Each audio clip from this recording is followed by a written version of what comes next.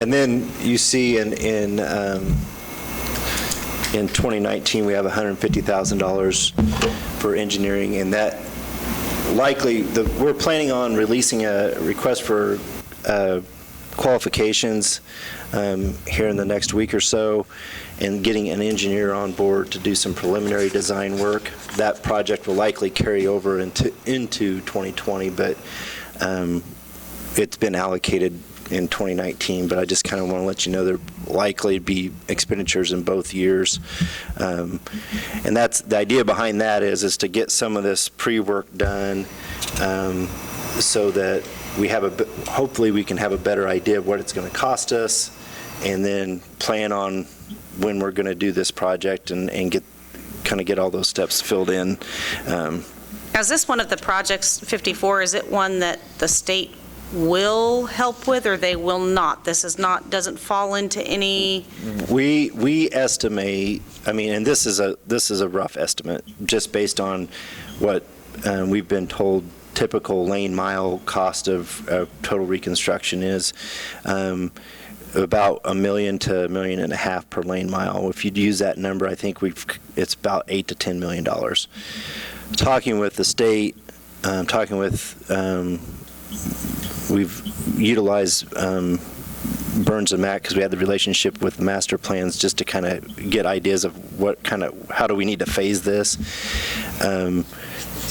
There is a potential, at least right now, I know KDOT's trying to work on doing a better job on some of this and change their model a little bit, but right now there's I can't remember what it's called, but there is some funding out there, but the max is like $1 million.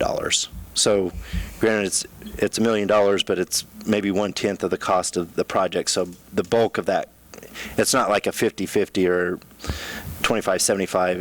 It's going to, the vast majority of it's going to be. Since it's a highway going right through town, that they would, step up to the plate a little bit more. It's one of those weird ones, if we mill and overlay, they pay more. If we actually fix it right, they don't. They pay less. They pay nothing. Yeah. So if we fix it the wrong way, they're like, yeah, we'll help you do that, which is about par for the course, I think, right? And when do you anticipate that'll start? Well, Not soon. So if we do preliminary engineering and get that done in 21. 21? Or in 20, I'm sorry. Okay. Assuming that we don't feel like the road's pushing us to speed up. Okay. It's probably a 22 or 23 timeline, and I think my understanding with that state funding is that you kind of got to get in the queue, and you got to have your design done almost to get in the queue. So we've got to get some of this done before we can even get in the queue. And I think the last time when we talked to the state, they were doing 2021 projects. So that's why the 2022, 2023 is kind of the ballpark area. And like I said, that could change depending on how fast we can get all this done. But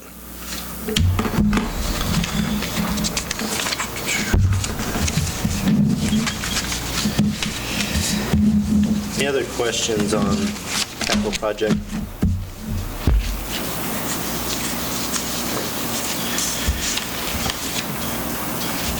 Go on to gas. Bring electric over to.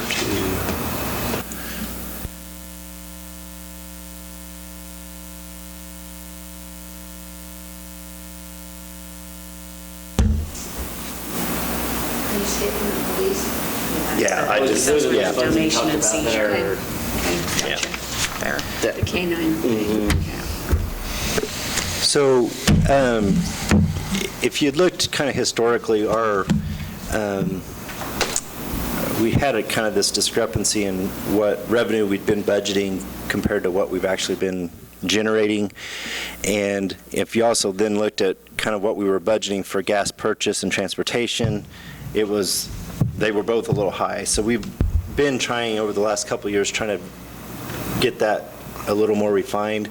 We know that we want to be cautious, because if gas prices go up, we're going to spend more money buying gas, and in turn make more money, or generate more revenue, but we want to have a little bit of room in there, but we've been trying to get that a little closer. So we moved the estimate to $3 million for revenue.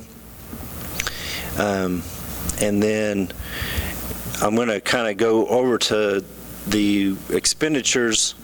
And I guess I should have preferenced this at the beginning, or I guess this is really the first fund that involves personnel.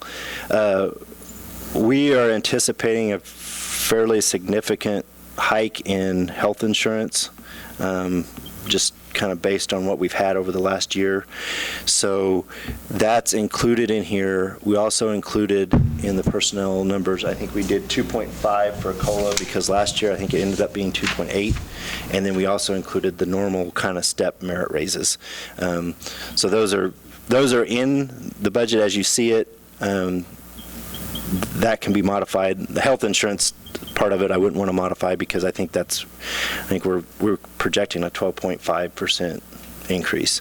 We're hoping that that's not the case, but we want to have that number up there so that we're comfortable with when we get that number back. And unfortunately, we don't typically get that until maybe late October. So we kind of got to just look at the history we had last year and what we think that rate might look like. So couple items in here, looking to replace the service truck, the trencher. I think I think the trencher's 8 or 9 years old, but it's been one that has caused us some problems. I think it was one that was kind of between model changes, and it's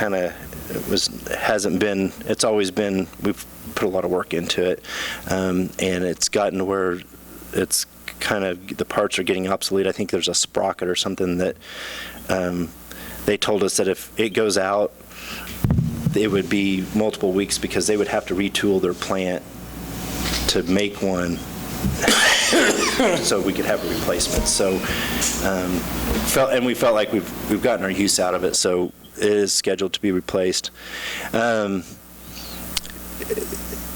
As you can see, that we've kind of brought down the costs for gas purchase, brought that to 1.2. We kind of left the transportation at 5, because it seems like we're a little bit above that last year and a little bit below that the year before.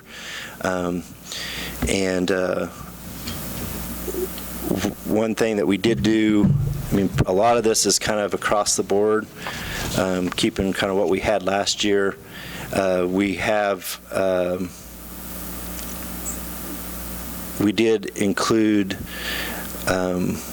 we reduced the transfer to the recreation fund to 63, which is what it had been kind of for the last 2 years. And I did not transfer any additional funds into the CIP for large capital improvement projects. If we go back to the overview, which would be page 18, the fund balance took a fairly significant hit last year, and it's actually kind of bounced back this year, and is in I think it was around, even with making some of the scheduled transfers that we've had in place, I think it was almost, 750 or more? Actually. 790 maybe. Yeah. So it's kind of improved again, but I want to be cautious on that transfer to recreation, because I want to make sure that we keep this fund healthy. The one thing that we have in the gas, we have as part of our rate, we have a stop loss adjustment, and it's kind of like the energy cost adjustment on the electric side. There's a figure in there called the non-gas costs, and it's something that the language reads that we can review it every year. It's something that hasn't been adjusted probably, I don't know, well before I was here. was the last time it was adjusted. So maybe something that we adjust that up a little bit to reflect increase in costs that aren't related to the purchase of the gas, but related to the maintenance of the system. But if you look at the CIP, we kind of took a break from making any transfers, and we still have a balance in there with the anticipation that we do have this master plan project scheduled for this year. That's probably something that will be released. We'll try to get that engineering in probably late Q3 or early Q4 so that we could, but it will carry over to 2020, the expenditures. But I guess from my thought is with the way the fund is set up, where we're expected to end is I think we'll be in better shape at the end of 19 than we were at the end of 18, and it may be something at the beginning of the year if we see that we need to, we can adjust that non-gas cost, because I don't know, do you know when the last time, because it's been $1.60 per MCF for a long time, so. I'm not even sure. It's been since I've been here. Okay. 11, 12 years. Yeah.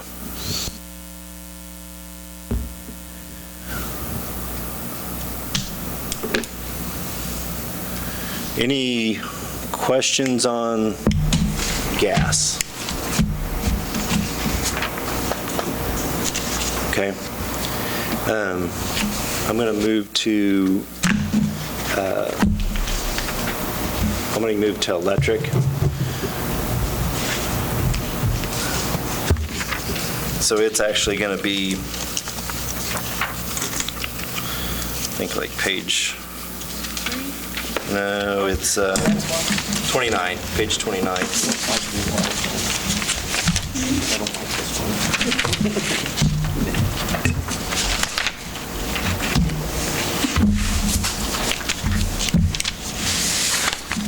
So the electric fund, kind of go over to expenditures. We do have looking to replace the chipper truck that when they do tree trimming, we do contract out tree trimming, but we do a lot of it and haul the chips away. So, and then for the most part, these are pretty much the same. I know in the commodities it went up 5,000, and it's just anticipated to buy some, I think, climbing gear, additional climbing gear, and some tools that have kind of met their lifespan. Here we are keeping the transfers to the general fund and rec the same as they were. And production, similar, pretty much kind of straight as it has been. I think we're tracking on to this 5 million for power purchase. We'll have to kind of look. We might be a little higher than that. I know because of some of the demand that we've seen has impacted that, and there were some fluctuations in natural gas prices. I think it was in May that kind of drove prices up a little bit, but not a whole lot of changes from last year. The CIP reflects the purchase of the used generation this year. It has a placeholder for that purchase of a third unit, which we talked about that we would like to do. It has a master plan there. Again, it may carry over to get started this year, but carry on into 2020. One of the two things I want to point out is this third phase to Gas City. That's something that we've been discussing staff-wise. That number is just a number that I kind of put in there. We're trying to get a quote from a contractor to kind of see what that might look like. It might be something that we try to do ourselves, depending on whether or not we can have the time for it and can get it done in time. We do cooling tower replacement. That is for the Wartzilla units, and that's something that we really need to make sure that we can get done so we can keep those units well maintained. The one thing in here, if you look at the breaker replacement, there's breakers also on the what I would call the operational side and under distribution and production. And we've been trying to update the breakers at Oak Street Substation, and I think what we will do is they will come out of the operational side. We'll remove them from that budget because we're going to try to do a bigger project and just get all of them, get that project finalized and finished up so that we don't have to, because we've been doing 2 a year. And I think we've got 4 left, and I think the 150 is kind of why we felt like we could get all 4 of them done for that price.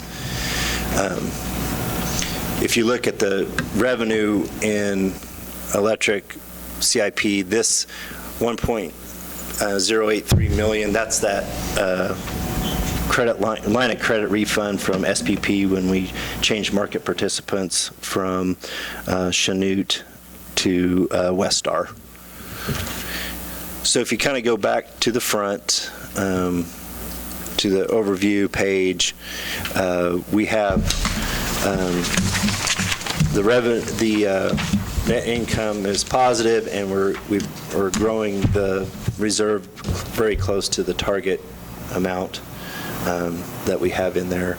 And then we also have a pretty good amount of money that is in the CIP fund that can be utilized for projects that once we get the master plan project done, there might be some bigger projects that we want to do in there. So we should have, I think we've got the rate set up so that we can maintain a good reserve and also fund projects that we need to do to maintain our infrastructure.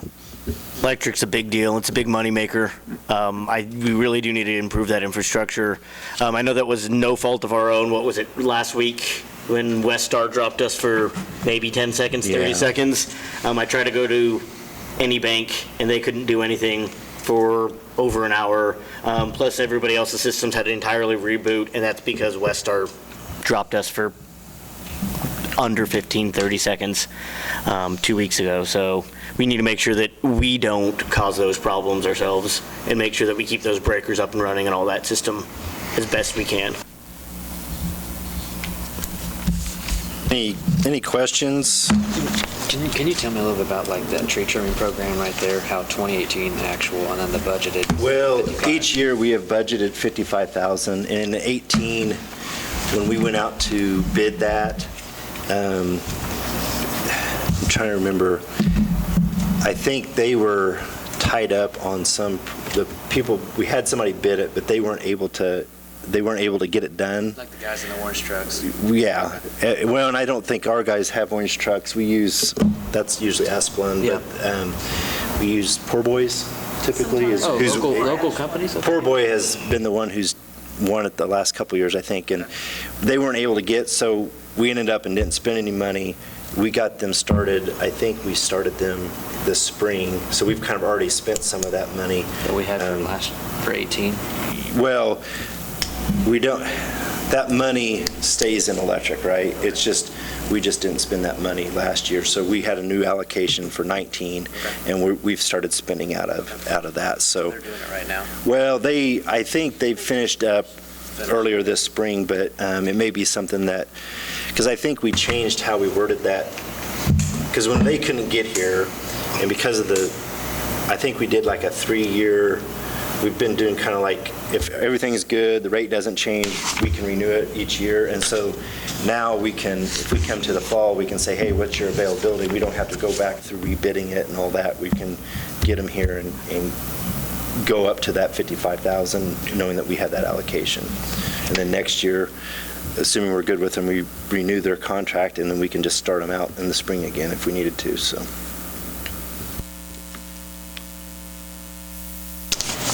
Again, the tree trimming program probably saves us money in the long run.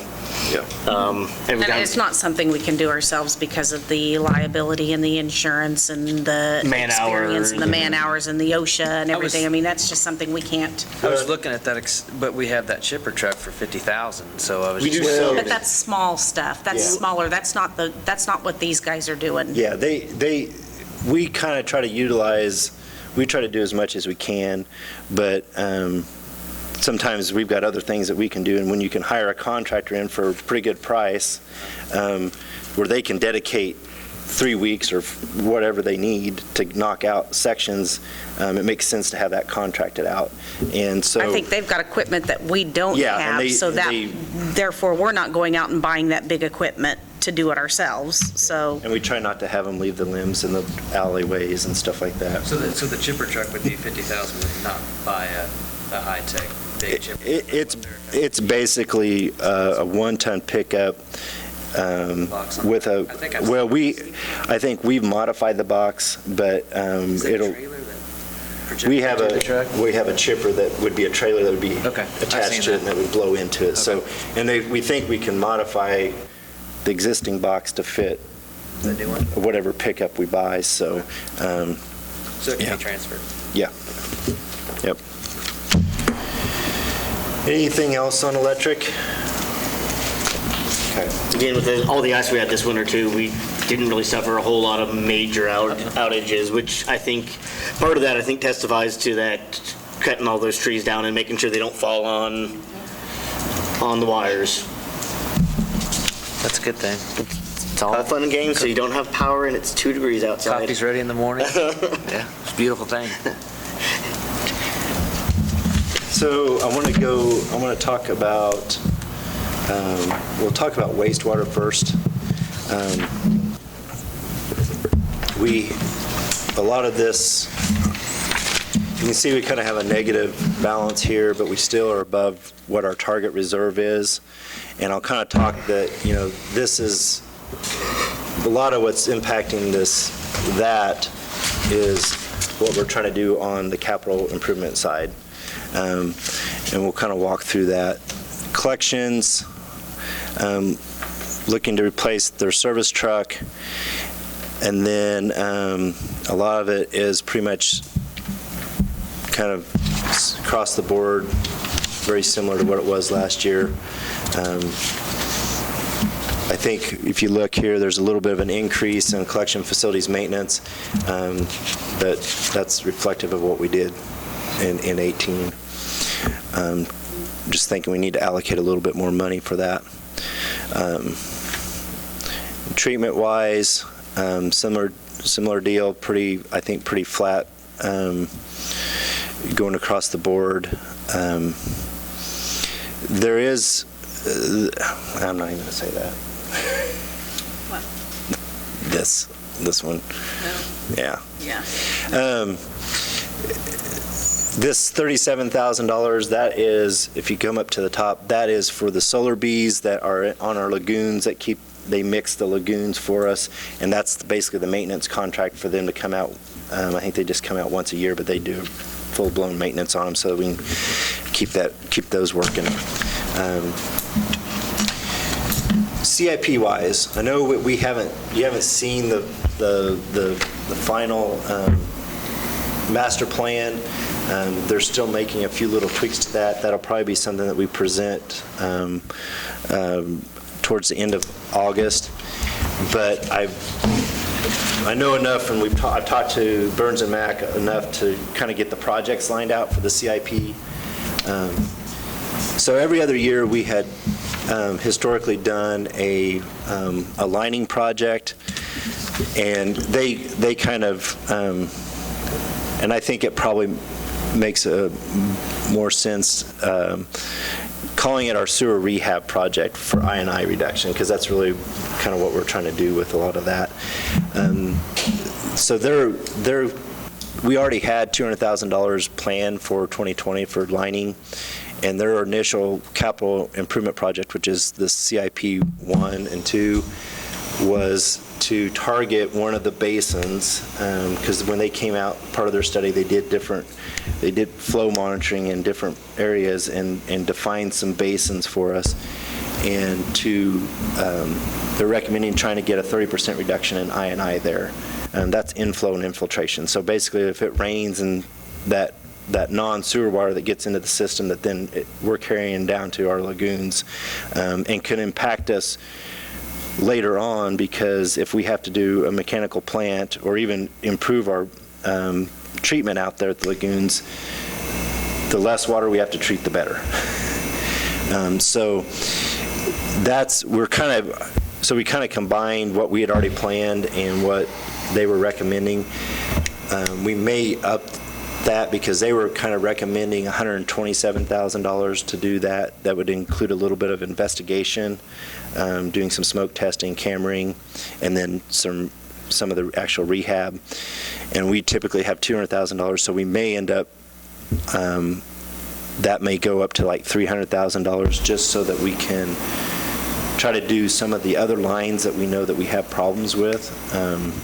Because we have some lines that may be outside of that concentrated basin that we know that are not in the best shape. And so we might want to concentrate in that basin, but also do a couple other specific lines. We have one over by China Palace that we know we want to line because we did a repair there, and if we ever have to go in there again, we don't want to have to go in there again, so we want to line that section that would be outside of that basin. So this may go up to $300,000. And then we have Howard Lift Station. Where's that at? That's the one up off of North Kentucky, kind of out there in that field. It's one, and I don't know exactly when it was put in, but when it was put in, there wasn't much that it was taken care of. And since that time, we've added a bunch of houses and we've added the hospital, and it just really kind of needs to be upsized. So when you look at this and you look at the CIP, we still we're positive here, but we got to transfer some money in. But now that we have these projects, and you can kind of see some other projects lined out, let me do view.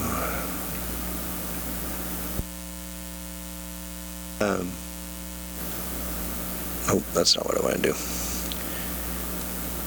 You see some of these other projects lined out in subsequent years. Those are matched up with recommendations from Burns and Mack to work on. This $20,000 and $60,000 projects are for the wastewater or the treatment side, because we know that I think in 2023 is when our next permit cycle is up, and so there's liable to be some requirements that we're going to have to take care of post that new permit.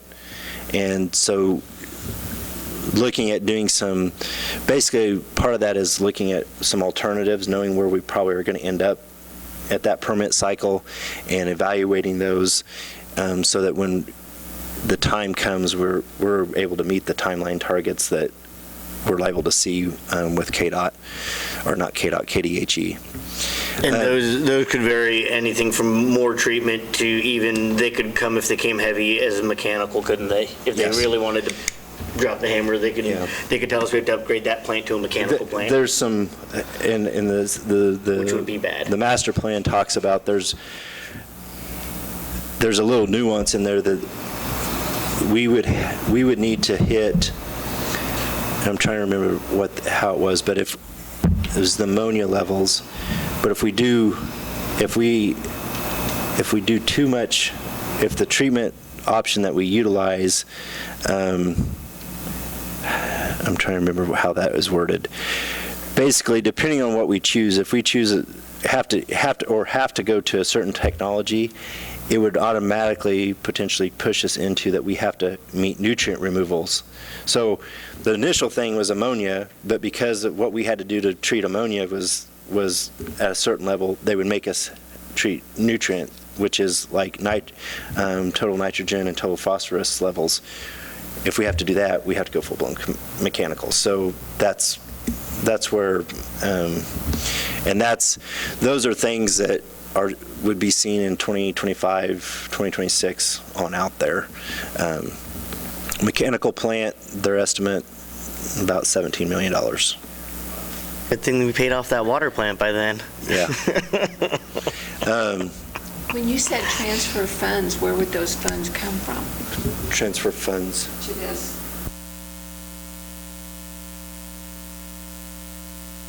We transfer funds from, so what I reference as our operational, so wastewater is its own business, right?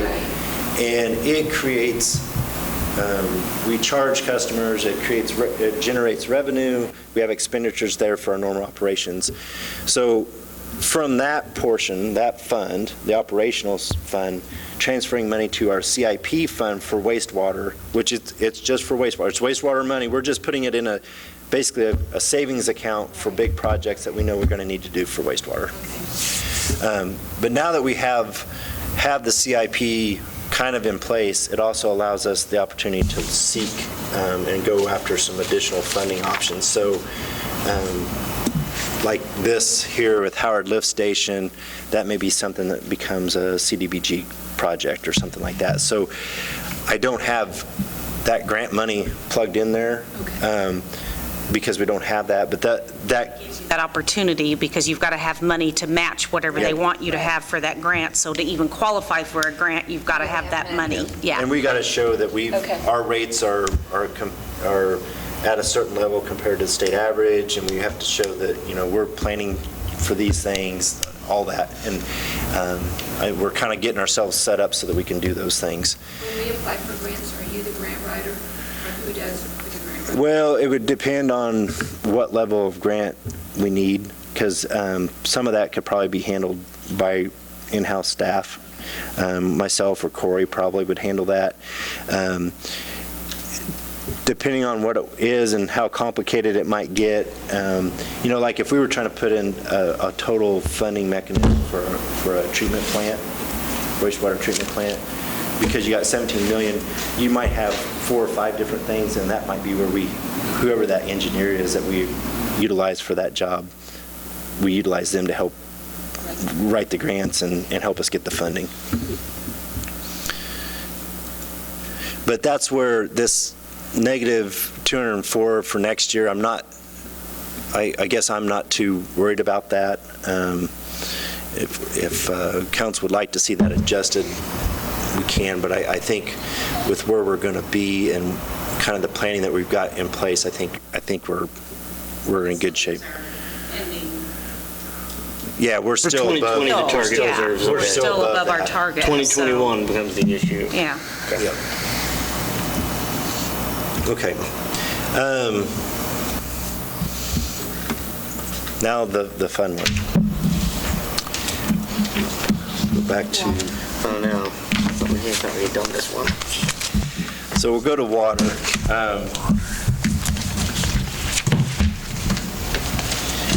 The master plan for the water is not as far along as the wastewater one. It's probably going to be a month later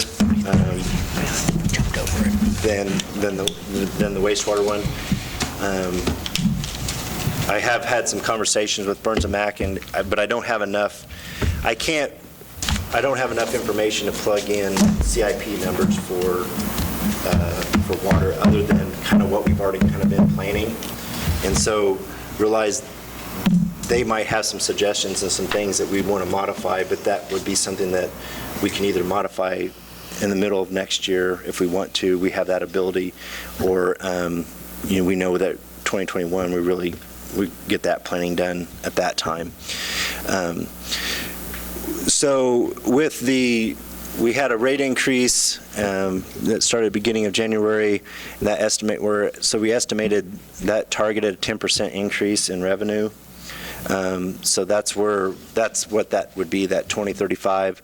I've left that flat. I know when we talked about water rates, we talked about we probably really need to do multiple years, but we just have 1 year approved at this time, so that's all that we got plugged in there. So when we took when we made the water bond payment last year out of capital projects, that kind of helped give us some reserve. This year, we're not budgeted too far away from breaking even, and likely, because we always typically underspend anyway, we'll probably be good on that. Next year, that eats in there. Again, I don't have any CIP transfer for next year in 2020, but when we get there, you'll see that there's going to be need, and that doesn't even reflect everything that Burns and Mac is liable to come at us with. So if we go to distribution, I think a lot of this was, it's the same thing. We kind of pretty much maintain the same levels of service that we've had and budgeted in the last few years. I did restore the $200,000 transfer to the general fund. I know we took that out this last year, but the idea was we're trying to do that to get us another year further down the road on the rate discussion.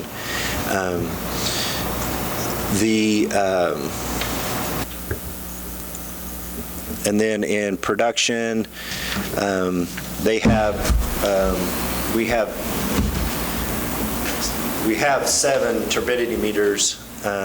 We've already replaced 1, but the other 6 are basically obsolete, and we've started having problems with them, and we just want to get them replaced before it's an emergency and we have issues with treatment. And then they've got some money in there for rebuilding replacing one of the Moino pumps at the Denzadag. We have 3 pumps there. So one is one train and one is the other train, and then we have one in the middle that can go to either train, but making sure that we still have all the redundancy that we typically have at the plant. Again, a lot of this is pretty much the same. We have our KDHE loan payment back in here, and not a whole lot there, I guess. CIP-wise, let me view. There again, you see that we don't have any transfer in 2020. We have 450 in 2021 and on out. And I'll just to kind of show you, that's where you see in the overview page why this goes from 230 to 700, because a lot of that's tied to actually making a transfer. You have a normal 200,000 plus shortfall, and then you're trying to do transfers for CIP projects, so that really is what throws it out of whack.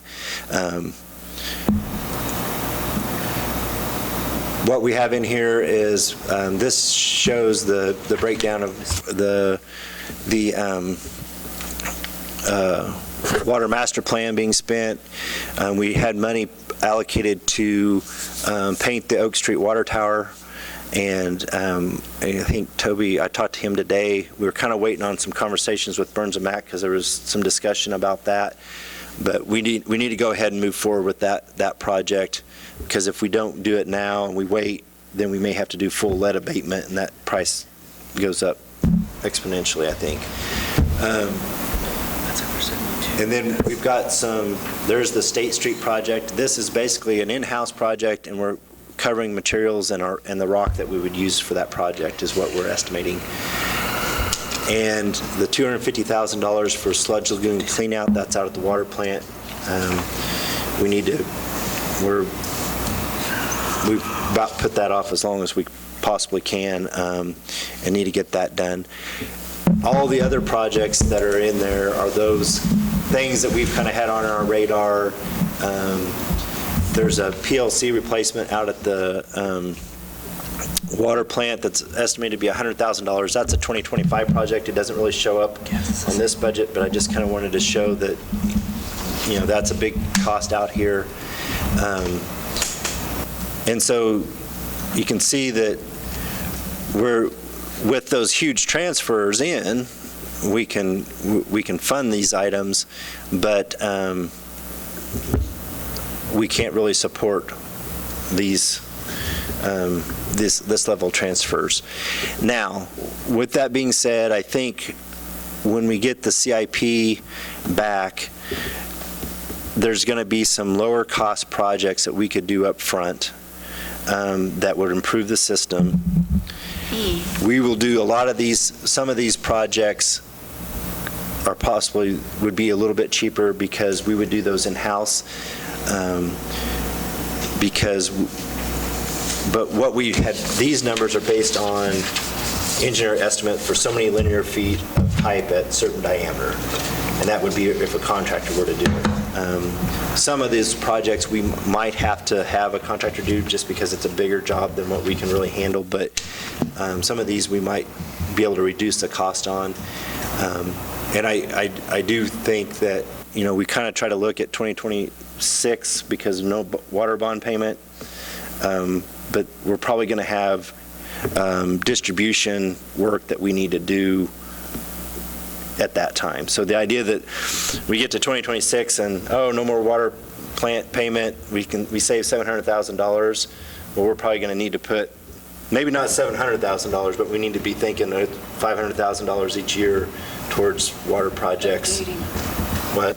Like updating the water plant, or? No, updating the water system. So we, we've got some water lines that, I mean, they may be a 4-inch line, but you've got 2 inches of water that goes through those lines because there's so much scale and build up on them. So that's the kind of thing that I guess I would see after we get the water plant done. Those are things that we probably really need to focus on, because if not, we're just going to see leaks go up, and that was just kind of there was some conversation about water towers and water age. And basically, Ryan Scott, the engineer from Burns & Mack, said, you know what, there's some improvements that you can do with water towers, but until you improve your system to a certain level, it's not going to benefit you to do the water tower work, because you've got to improve that system to be able to handle what the water tower, what the improvements that you can get with the water tower. So those are some things that, like I said, those will be balanced out through the CIP when that gets finalized.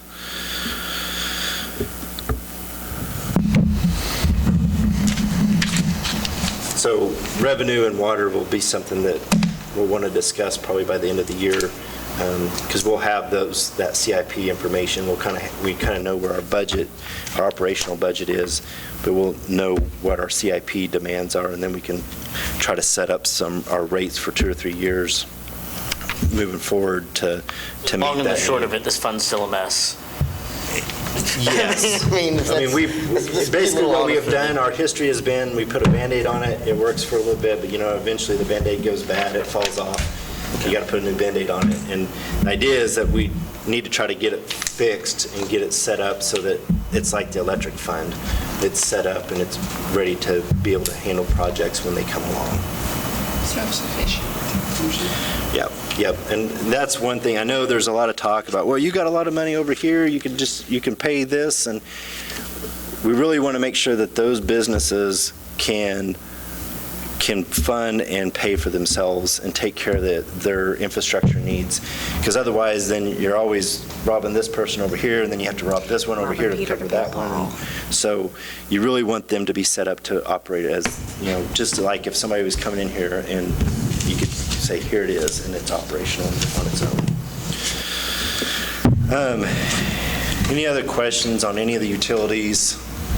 I realize that's a lot of numbers. I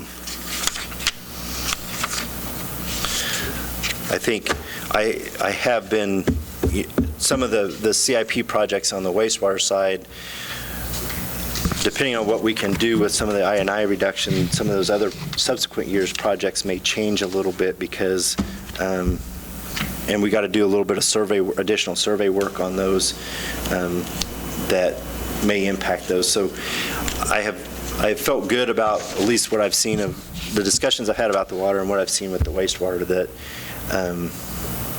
the Burns & Mack kind of understand that we're not going to replace all the pipes in the next 2 years, but trying to get us a plan that we can implement and be manageable. So Now, I might get the final water project, or water plan, and have to eat my words, but that's kind of what I've seen so far.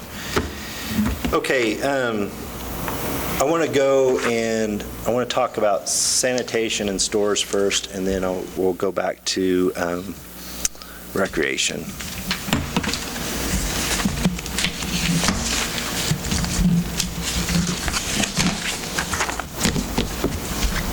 Sanitation, we had been in the last several years transferring $105,000 to the general fund. And if you look at the overview, you can see that we've really been hitting this fund pretty hard.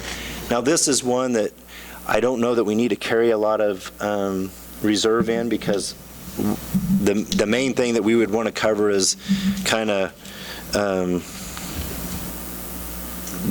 our general expenses a little bit, and if we have a big, if we have to replace an engine on something that we don't really have, where we don't have room in the budget to do it, we've got the reserve, or we got money here to do that. But I felt like it was time that we probably tried to get this tightened up a little bit, and so the main thing we did here is we took this back down to 75,000, which is kind of where it had been historically before we went to the 105. I also, this last year, and you may not, I'm not sure that they show up on the black and white, but there's the funds that I show here in yellow are ones that I adjusted down, not the insurance and expense one, but all the other ones: vehicle maintenance, materials and supplies, vehicle maintenance, and the employee benefit. Again, that's kind of savings for potential retirements. Looking at the personnel we have there, we don't have any imminent retirements, so I feel comfortable with taking that to zero. But we made some adjustments down, and I talked with Dan today about this, and I think he's comfortable with those. But I did just want to note that those were some adjustments that happened, and then that kind of gets us back in the black at the end of the year. But this, if you look at this fund, there's just really not a whole lot. There's not a whole lot of places to really reduce, because you've got.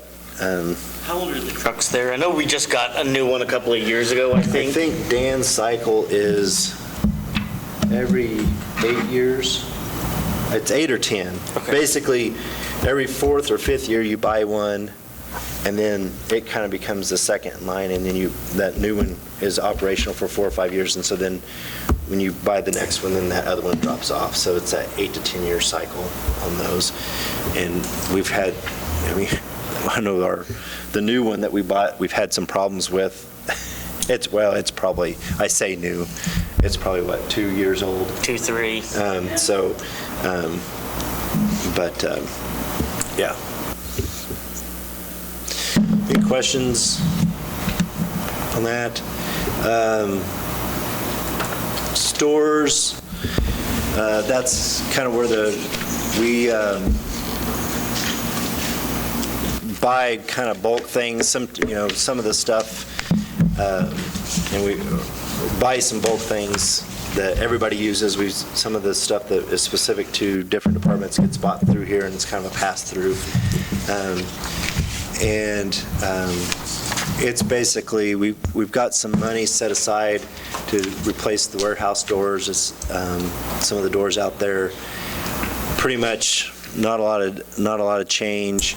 The one thing that we don't have in here that we might see as a cost, and that might be something that it doesn't necessarily have to come out of this budget, is the parking lot between the warehouse and the bays out there is, it's not really a parking lot, it's more of a driveway through there, is a mess. And we've been trying to get somebody out here to quote us,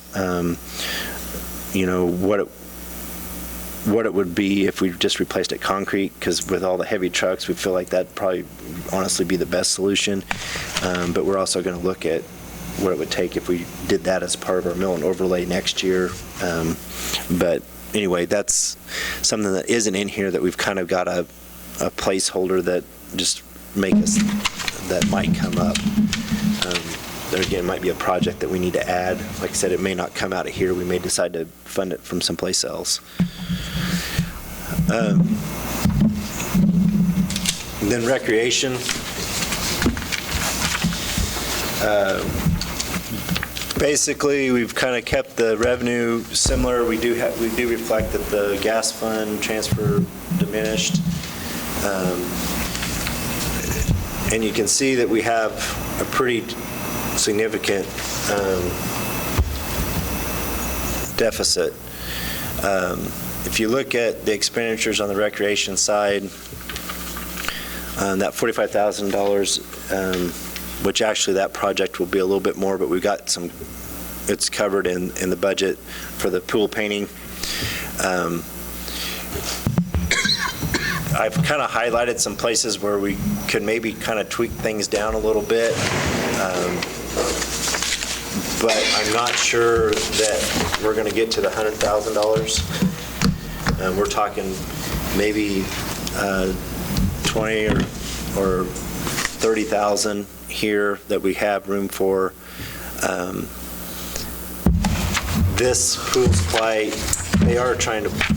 Typically, we haven't replaced. That's where chemicals come from, but it's also where we would buy new chairs, and we haven't done that for a while. So Jason and they're trying to buy a few chairs. And so that one could probably come down a little bit, but it may not be able to go clear down to 15 or something like that. The other place that we would have room is we've got money in here to save back for the replacement of they use a 3-wheeler on the ball fields to run the tines and do prep the infields. And I think that unit is about seeing its best days. It's a unit they bought out of Humboldt, Smith Co. That's what they told me. But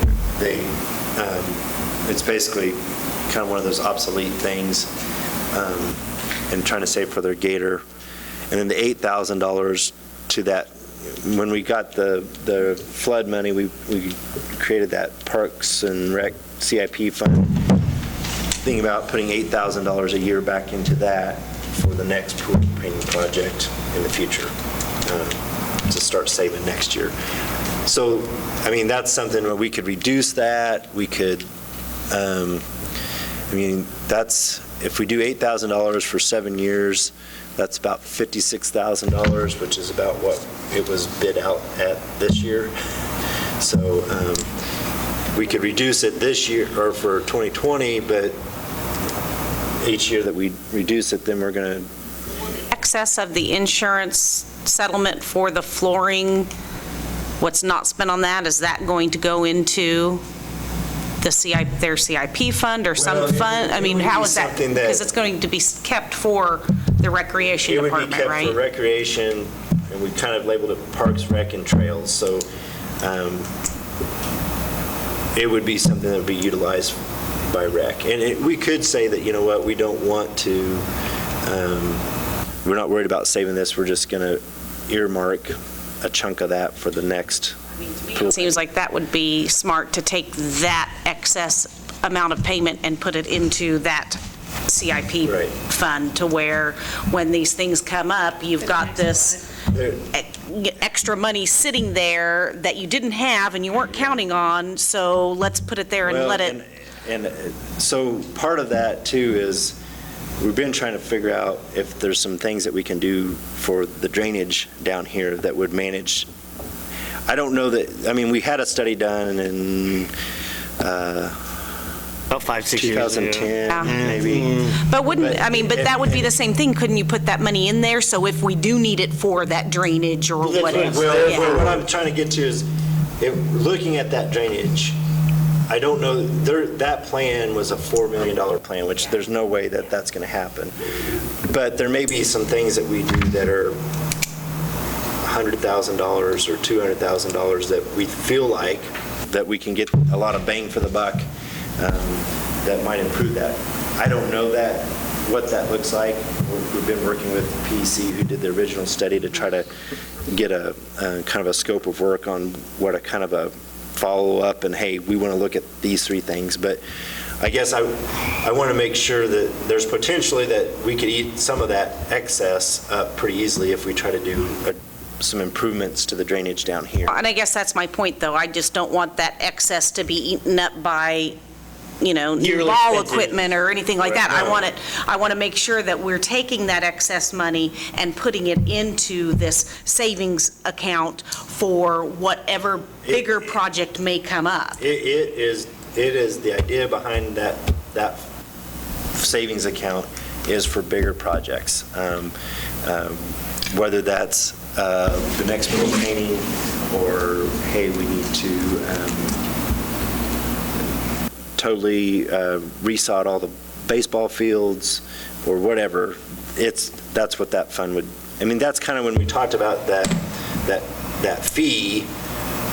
We were going to put that Right. money into a fund like that so that we could have that savings, so that we could start saying, I guess my biggest thing on that insurance, though, was to make sure it just didn't get absorbed into a general fund No, somewhere it's and not. not. I think and not too, earmarked. I think too, we've talked a little bit of what you're trying to avoid is having us use that CIP, the insurance money for operational costs year to year. Right. I just want to make sure it And then in is, 3 years, it be is like, being put back and it's going to be there. Yep. And when this next big project comes along, oh, well, we still have $100,000 left over that we've, helped pad this account with, so that we have some money for the rec department, because they don't, the rec department doesn't make money. We know that. We all know that. So I just want to make sure that that money is staying there, earmarked for a project It's for earmarked for them, projects. and not absorbed into some general fund or for everyday operational uses, or sending someone to a seminar training, somewhere. yeah. Yeah, I mean, yep, yeah, no, It was actually deposited, sorry. It was, when we got the insurance money, it was deposited in this fund. Okay. So it's there. I mean, and that's all. I mean, that was, I guess, my big thing. I realize that there are other big projects that could potentially come up in this park. And so if we've got that sitting there, then that's just nice to know that, okay. it basically, how much was basically left? whatever's left I of that think insurance. the 120, the insurance 125? was like 300,000. I think what we've got budgeted with the flooring is around 150. And then weren't there some 175. other expenses inside because Yeah, of the? there's a few Yeah. things, and I know we've talked about, there was some heaters and some Yeah. roofing that we might want to do and take out of that too, so that we don't have to tap this part Right. of the fund. Okay, that's all I wanted to make to sure, get is that those that's kind of where, things done. that's where that's sitting, so that Yeah. we do have it to take care of things Yep. for the rec department. Yep. Okay. So I guess with that, do you want,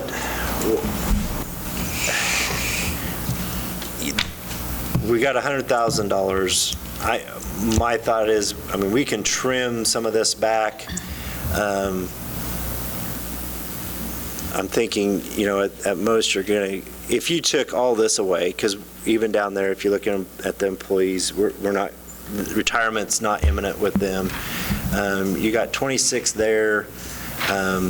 You maybe could get to 50 if you trim some of these back. I don't think you're going to get there, because I wouldn't want to go much below 20 on this. Training and, $6,000 worth of training and seminars seems a little excessive I for, think that's probably for the lifeguards. is that what it, okay. Yeah. All I right. would You gotta- you gotta That train- would make more You sense, gotta all train to the right, lifeguards, and I right. think, I'd imagine on some of, maybe I thought even you the meant, umps. the Jason and, I'm thinking, No. what are they going to, okay. Well, and that's, and And all actually the training and first seminars is first aid $1,500. CPR training Okay. for everybody All out right. there too.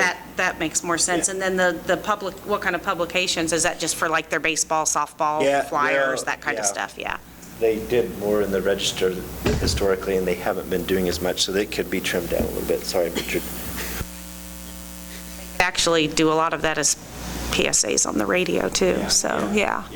Yep, so that's there again, that's one that, maybe you take that to 1,000. Yeah. You take that equipment expense maybe down to 4, and, but you're only picking up, between these 4 or 5 line items, you're picking up 10, you're going to pick up, if you go down here and say, okay, we're not going to save for any of these things, you're going to pick up maybe 40,000.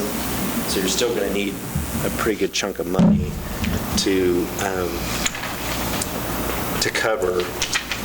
But there's still, The utility-wise, the electric fund is the healthiest. yeah. And, we could know that we could put an extra amount in there for the electric fund, knowing that as long as we are, that we're not trying to build the reserve in rec, we're just trying to make sure that it breaks even. That's what I We would could say go with up this to- department. If they're breaking even, I think we're doing good, because this is not a department that's meant to make money. This is a service to the community more than anything. So if we're breaking even, I think we're doing good with the rec department. If we're breaking even and we've got some back for. This is always one of those tough ones too, because you don't really want to raise fees on No. baseball and softball. No, and a pool lot of that, you really can't, people can't afford it, and then they just won't do it. Right. So I would say, let's do what we can just to break even. The pool doesn't make money, does it? No. No, it loses money. It doesn't. It's probably not as bad as this, but, the pool's operational would be contribute a lot to this. Yeah. So I would say if we're breaking even on the rec department, Well, we can make some adjustments. Are we comfortable if we would increase the electric transfer a little bit? if we can do that and get it just to where we're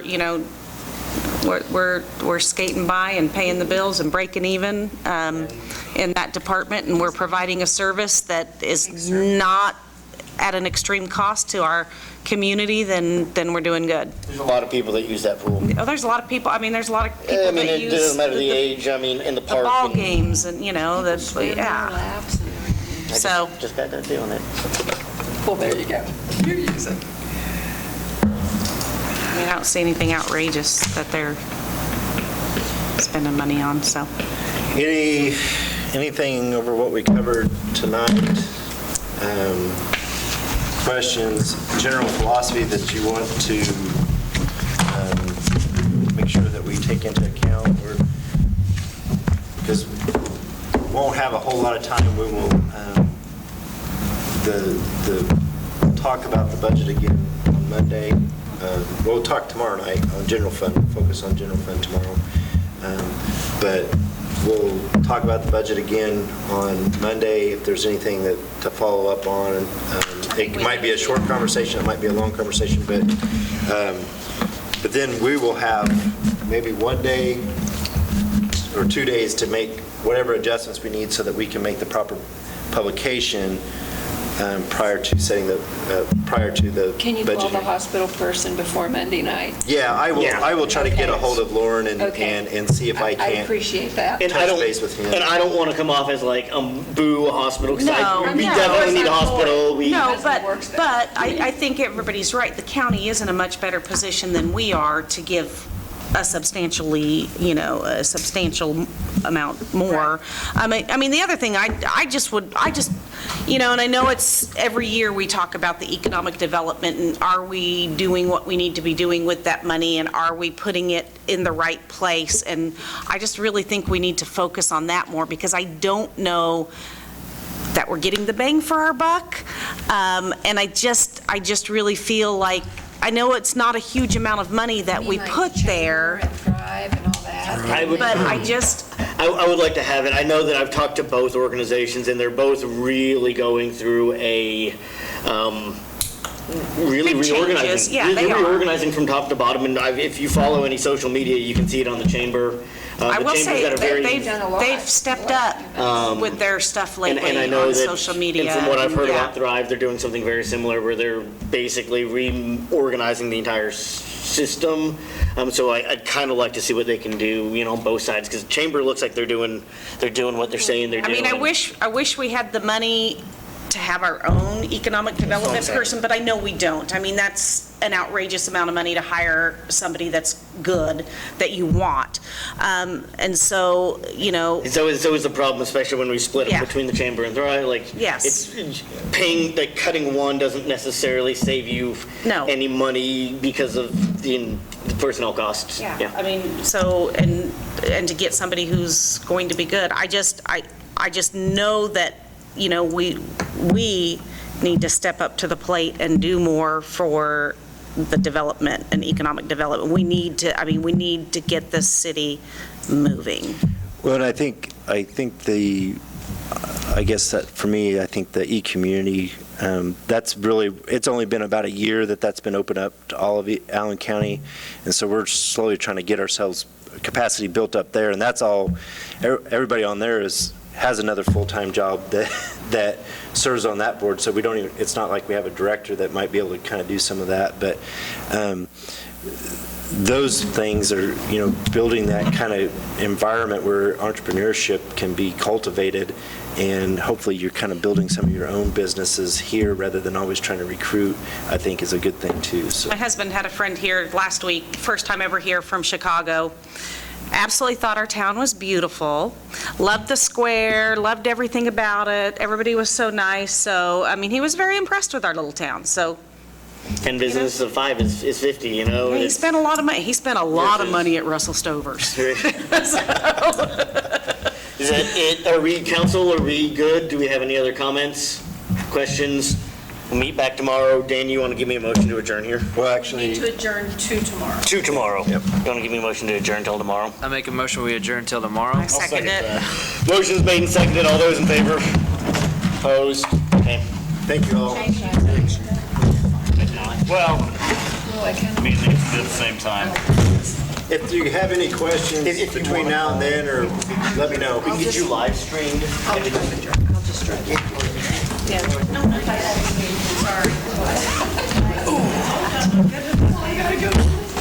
Sorry to warn you.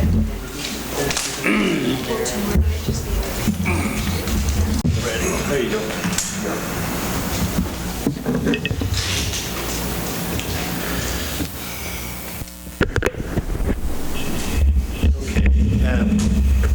So tonight is primarily talking about general fund.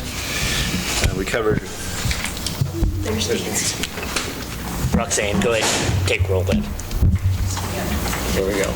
Call meeting officially to order. Thank you, Nancy. No, I understand. It's.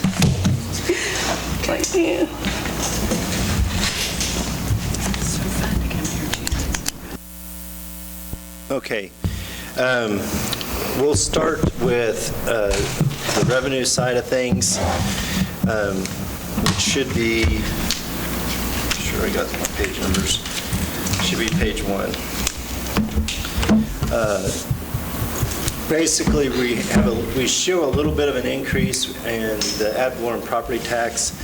That is basically a result, our valuation, or at least our initial numbers that we've got from the county on our valuation, it went up. So we would be able to keep our mill levy flat, but yet gain a little bit of revenue, which is allotted by the tax lid, which is this year, I think it's about a 1.4% increase, which isn't necessarily flat, because there's some exemptions that as you go to find that calculation, like emergency services can be exempt from the increases in emergency services expenses can be exempted from that. So but this is kind of what we think the target will be.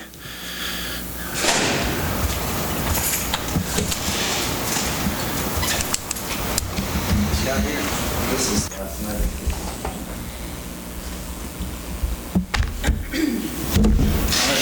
Good, how are you? So that's what as for our anticipated property tax revenue.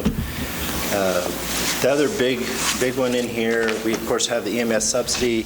I calculated with about a 2% increase, which is about what we had last year in that, so it doesn't really amount to a whole lot, but I did include that in here. I have not adjusted, well, we have a little bit of an increase in sales tax that we've had kind of budgeted from year to year on the county side, but I haven't been real aggressive with the city side because to show too much of an increase. We've had a pretty good year. 2018 was a pretty good year sales tax wise. 19 has been pretty good this year as well. My concern is that it is more of a blip due to construction of the wind farm and things like that than it is a trend. So I don't really want to trend it up at this time. So we've kept it fairly level. Most of these other things are kind of standard small items that don't fluctuate a whole lot. The other thing that I want to point to on revenue side is the transfers into the fund from the utilities. I have got the $200,000 from the water plant in here. Or from the water utility. We talked about that last night. So it's reflected in here. And then we also talked about decreasing the transfer from sanitation because what we've been kind of hitting that fund hard and getting the fund balance low, even though we don't need to carry a whole lot in there. We wanted to kind of sustain what we have in there now, so we got that dropped to $75,000 rather than $105,000. I think that's it. So if we kind of look at the overview, expense-wise, we have about less than 6% increase expected in revenue as this draft budget. So I want to make sure that we know that this is a draft budget, so that things can change, but just as we've got it drafted with anticipations of what staff feels like they're going to need to be able to carry out the services. Why such a big increase in the contractual services? Between 17 and 20? Contractual services? I have to look at that. That may include, we might have,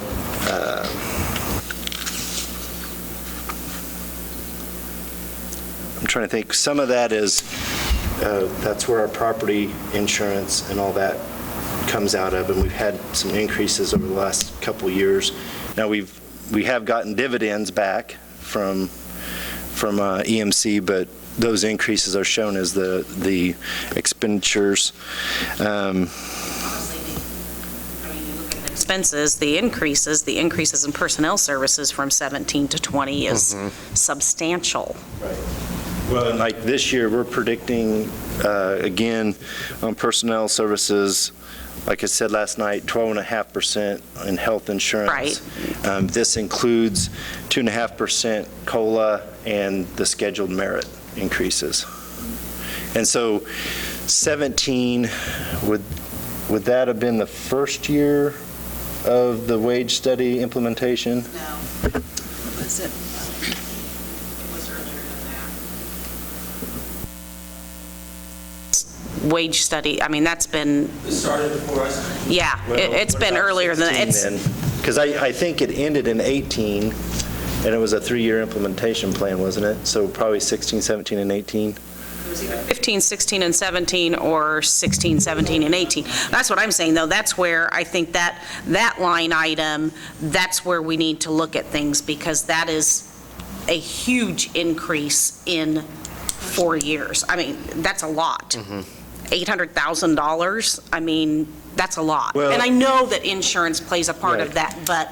And also understand that this is budgeted.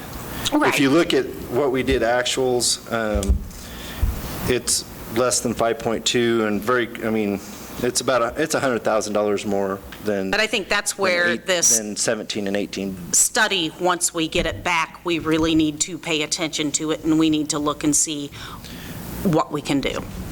And I think that the study's going to be really I think the study important. will help. I think the study will also talk more about trying to define what service level council wants to maintain. Correct, I know. In order to, then it's easier to go through and say, okay, if we want to maintain this service level, then maybe there is some potential for reductions. Yeah, I mean, then there would be merit in it. But if there are things that we can, if we can reduce this cost, then, I mean, I just think that's something, once we get that study back, we really need to take it seriously and look at it, so.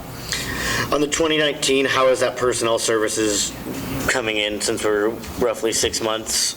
Is it on track for 5.6 or? I would imagine it's below. Okay.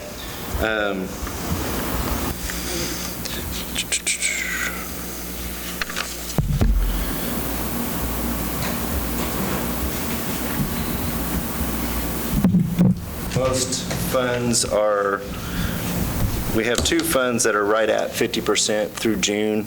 The rest are, we have 2 about in the mid-40s, and the rest are in the low 40s. So I would imagine probably around a 45% of what we projected in there. Halfway through, okay. If we do,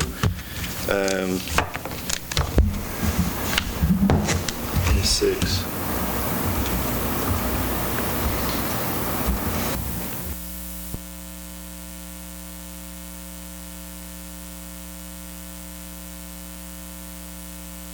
So if it comes in the same at 45, we'll actually be, I did this by 90% then? Yeah, We would be right about the same at that 5. yeah. Okay. And I think if you did. So you wouldn't see that big, you wouldn't, okay. I mean, I guess that's the hard thing too, is I know we're looking at projections. Yeah. If we come in at 95%, that is 5.3 million. So it's about 200,000, not quite 200,000, about $150,000 higher than what the actual was for 18. Like I said, I know that seeing those numbers as projections, not actuals, does kind of inflate the picture, but. Because you're going to have, in fire, a lot of times we're always about at least a person short. Now, sometimes that ends up impacting overtime, but you have that space open. PD's had a position open, and if we have somebody leave, we have a couple months before we get somebody hired back. That kind of helps create some of that savings in that line or that line. Okay, I'm just a little worried with A, that number, and B, the water utility. Like, I know the health of that fund, I know that we said we'd put it back, it just doesn't look like it's actually feasible. The transfers from water. I mean, what we did last year does not give us the leeway to transfer any money from water still. I mean, right now, water's not even breaking even without the transfers. Like, we're losing money every time we sell water, period.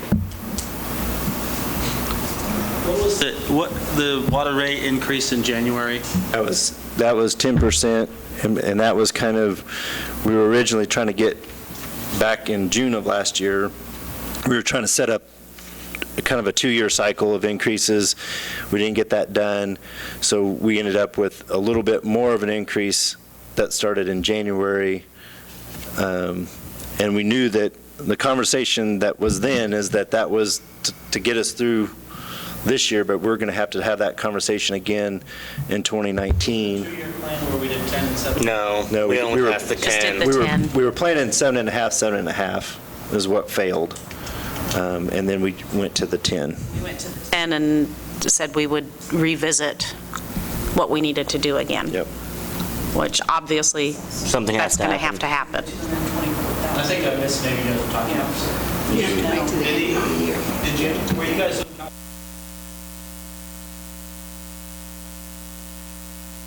Yeah, so right now, he says, he estimated that on the personnel budget, right, through June, halfway is about 45%. So if you kind of extrapolate that between 90 to 95%, you'd be between 5 million basically and 5.3, which would be down. And that would basically cover that deficit that we're projecting out of 90% of 5.6. Of the 5.6. 1,040,000. Yeah, and that 95% is 5.3. 90 to 95%, so somewhere between that. 5.3. And that would actually, looks like it covers whatever the deficit is in this year. Right. I mean, and like, again, I said, I know it's difficult looking at this as projections, and you don't know what's going to happen, and I know there's departments that are shorthanded, and there's overtime happening, and you don't know what's going to happen, but I just want to make sure that we pay really close attention to what's going on and what we learn. I think we'll have some better data with that study when we get it. You're right. Just a second, I want to see if I can just give us a good idea of what we did in 18.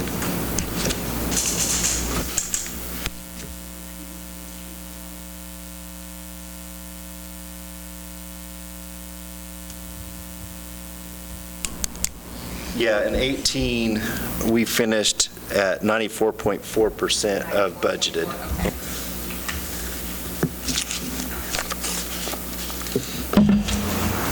Imagine some of those might have some late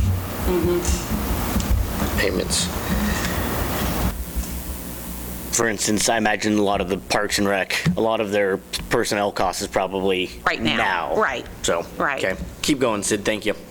Okay, so basically, I'll just kind of go through the funds. I will say for the most part, there's not a whole lot of major initiatives, things that we're trying to do. It's mostly just the thought of maintaining our existing level of service. Clerks, you know, we budget $2,500 for computers. Last year we spent $823. We know we've got to replace five machines that I think they're still on Windows 7 that we need to get replaced. So the likelihood that we're going to, because we'll probably do some of those this year and some of them next year, so we probably won't need $2,500 in 19 and 2020, but we kind of have that there as in case we need it. We have one go bad or something. But there's not a lot. I don't know if there's anything in particular in there. Can you think of anything, Roxanne? It's pretty standard. I mean, we take the bulk of the insurance out of there. Is that the main town liability stuff that isn't specific to a department? And then I believe that equipment repair programming, that includes our in-code service that we utilize for financial software. Why is the commodities so much higher? I mean, that's quite a jump. It looks like the main thing is the postage expense and bank service charges. I know I looked at bank service charges through May, and we were at $17,000 without being halfway through the year. It is potential. I mean, that postage, that could maybe go back down to 20.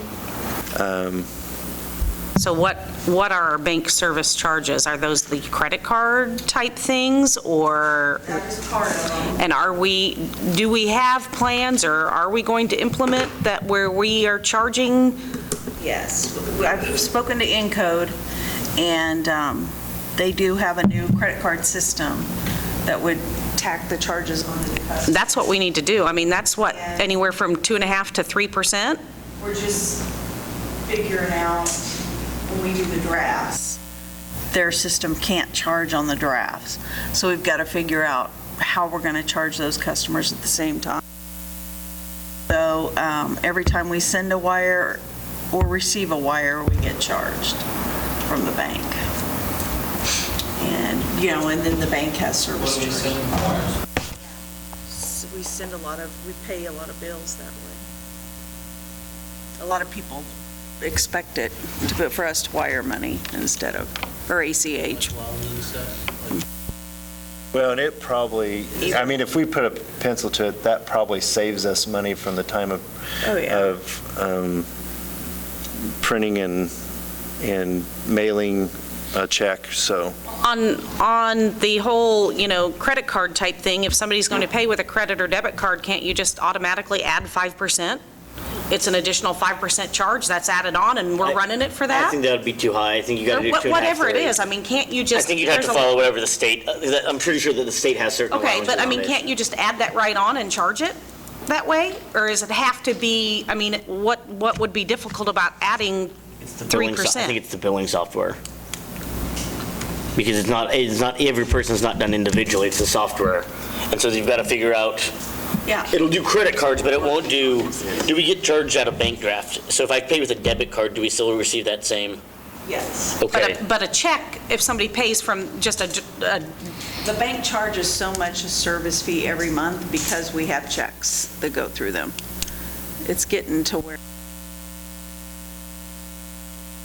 X, Do you rotate banks, or do you stay with the same bank all the time? That, we switched to Landmark because Great Southern's rates were going to be twice. The county switched, we switched, the college switched, and the school system switched. so somehow we need to figure out what our convenience fee is going to be, and we need to start charging that, so that we're recouping some of that and I just guess charge it- that convenience fee. I guess at the same time, it may not even have to be a percentage. If you have that, the convenience fee could be $2 or something. Yeah. Just Well, like do the Ticketmaster model. If you pay cash, you have to pay, it costs you to pay cash. I mean, they charge you. Yes, we Everybody had to plays it. bid all the banks. And actually, I know that when what's not going to happen every year. I know that when I pay KU or even when I pay the county, if I pay by card, they charge me the fee. Well, that's because they're going through the state program, which is what we have for online payments. Okay. That's the system they're using at the Okay. county. So I guess, I just think that's something we should probably really look into to recoup some of that money then this year, because that's a lot of money we're paying just in fees to a bank so that they can have our business. So I think that's a good place to put some focus.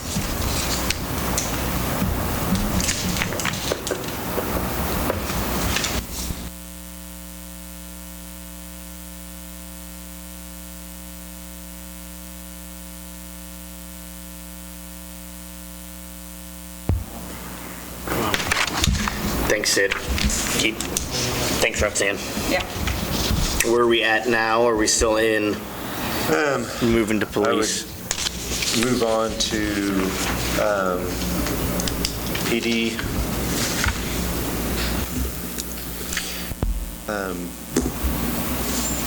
Expect to do a police car in 2020. Nope. We are anticipating to do one this year. We had a little, we probably, because of the one that we ordered last year, we don't have it, and it didn't get ordered. We'll do that. We'll try to buy two this year, but we put the money that we had allocated last year into equipment reserve so that we could use that as revenue. Same thing happened this year too, Yes. where we had That's what he's talking set aside one. We've had it carry over a couple times. Because we bought the detective car and a patrol car, and we didn't get the patrol car. So we got to do that. And the increase in 2020 is because the model, they retooled the model or updated the model, and so there's been increases in the cost of the car itself. So that's going to be in 2020, and then the expectation would be to try to get, for the cycle that they have been on, to do 2 cars in 2021. Not a lot of changes here.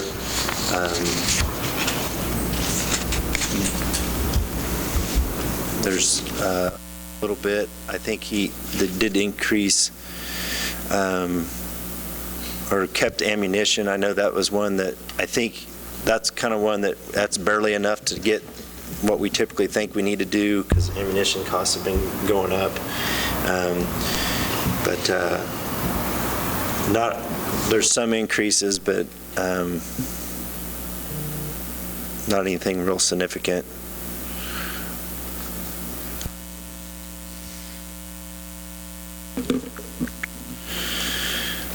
Street and alley, with PD, I'll go back to PD. Council wanted us to look at K-9 unit. Jared has looked at that, estimated that the initial first-year cost would be about a little over $27,000, and that would be to get the K-9, get an officer trained, and then equip a patrol car, an existing patrol car, as it's needed for the K-9 unit. And then subsequent years, it would be about $4,500 to maintain that program. $4,500. We do have some money in our seizure fund, which we've talked about, but I think we have about, I'm not sure what the fund balance in there, but it's around $10,000. So it would pay maybe for about a third of the implementation costs. I'd like to, I'm hesitant on this. I'd like to know that this isn't council-driven, and that, because we talked about it versus. It is something, and I can tell you, because they've got to call other places and hope maybe they can get one. Yeah. So I think it's something they've talked about a lot. The biggest thing is there somebody that really wants to be that officer that has that dog, because that dog becomes part of your life. So, and that's the biggest thing, is if they've got somebody that really is passionate and wants to do that, because we really need to make sure that whoever they have really wants to do it. Because there's a lot of training in there. But I know that it's something that has been an issue in the past, and that they do have to. Well, and it was, council did, I think, when we talked about the forfeitures and seizure money, it was kind of brought up that, would that support a K-9 unit? Well, and I wanted to make sure that it wasn't the council being like, we need a K-9 unit, and the police are like, I don't know if we do, right? They've talked about it for years. It's always been, as long as I've been here, it's been something they've talked about. Okay. So. Something to explore then. Yeah. Okay. Thank you, Sid. Okay. Thank you, Nancy. Do you want more information? I just think when the time is right, it would be good for Chief to come in and talk to us about it and let us know how they feel about it. Do they have somebody that really, really wants to dedicate themselves to it?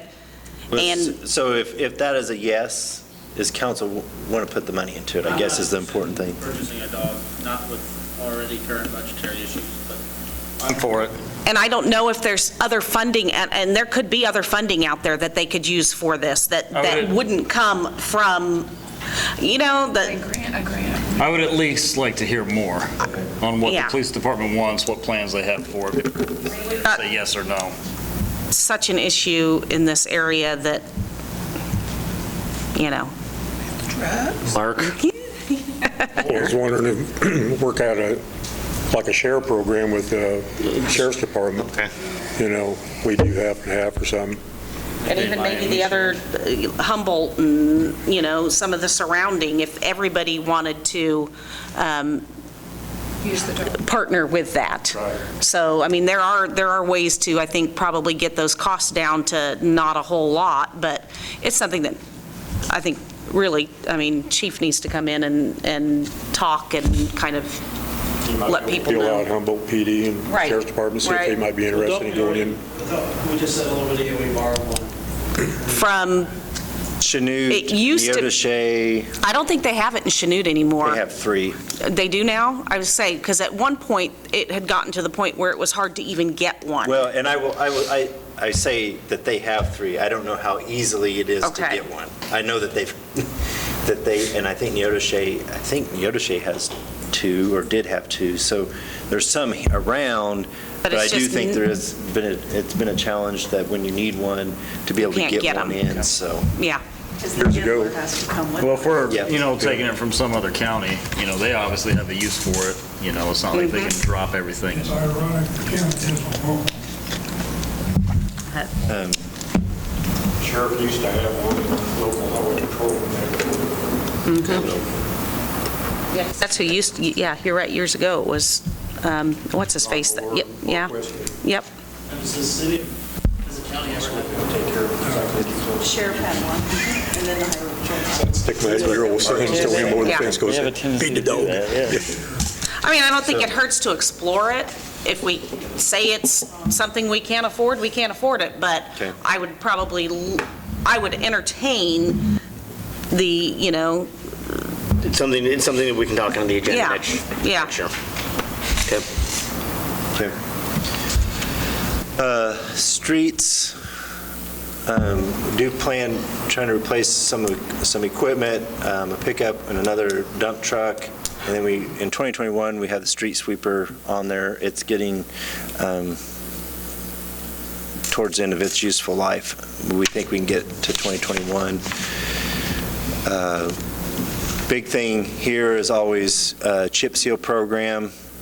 And I think what we've done in the past, I think that low year in 17 was connected to one year we had enough rock from all the sweepings that we do that we were able to clean it and reutilize rock, so we didn't really have to buy rock that year. I remember that they couldn't actually buy the rock, and so that was the backup that they had got saved. some screen. Yeah. They got some screen that they Yep. got in to sort it, but there was a shortage of rock that year. Yep. They literally just couldn't buy rock. And so. it is getting more and more challenging for us to find that rock. And actually, the rock that we're using this year, we bought last year just because it takes so long to get it in. And we are actually, this year, we're buying rock for next year. And then probably, maybe in that 2022 range, we might be able to do another kind of clean what we got and save on the rock purchase. Okay. But that may be something too, is if that supply is dwindling, we might want to buy that year and know that we kind of have this backup plan that in a year when it gets short, we can clean the rock and go from there. But parks, pretty looking to replace their RTV and replace the roofs on a couple of the shelter houses in the parks. There again, not a whole lot of. Is that work they do in-house, they do themselves? Yeah, that'll be stuff that they can do. Okay. I know that they were looking at doing some roof repairs or having somebody do some roof repairs at North Community Building, but that would be something that they would do, have that be done outside. But the shelter houses, I think those guys typically handle that. The RTV that you mentioned, was that the little gator? Yeah, it would be I think theirs is I want to say theirs is maybe a Kubota, but So it's yeah. not the same one the rec department? No. Rec has one and the Parks has one. Yeah. There again, not a whole lot there. I did want to talk about with the, we talked about the chipper truck and electric last night. It's an electric, it would be the electric's piece of equipment, but it is something like Parks will use that from time to time as they are cleaning up, doing bigger cleanup projects in the parks. So it is utilized more than just by the electric guys, so. Looking at the employee benefit that we're putting in there, I know Berkeley's been here a long time. Has he been any discussion about when he's thinking he's going to retire? So, I mean, because that's going to be a big one. Right. Yeah, there's, so we've been saving that money back. Right. And we do have some money allocated. Honestly, I don't know on that. I mean, I've had some conversations, but I don't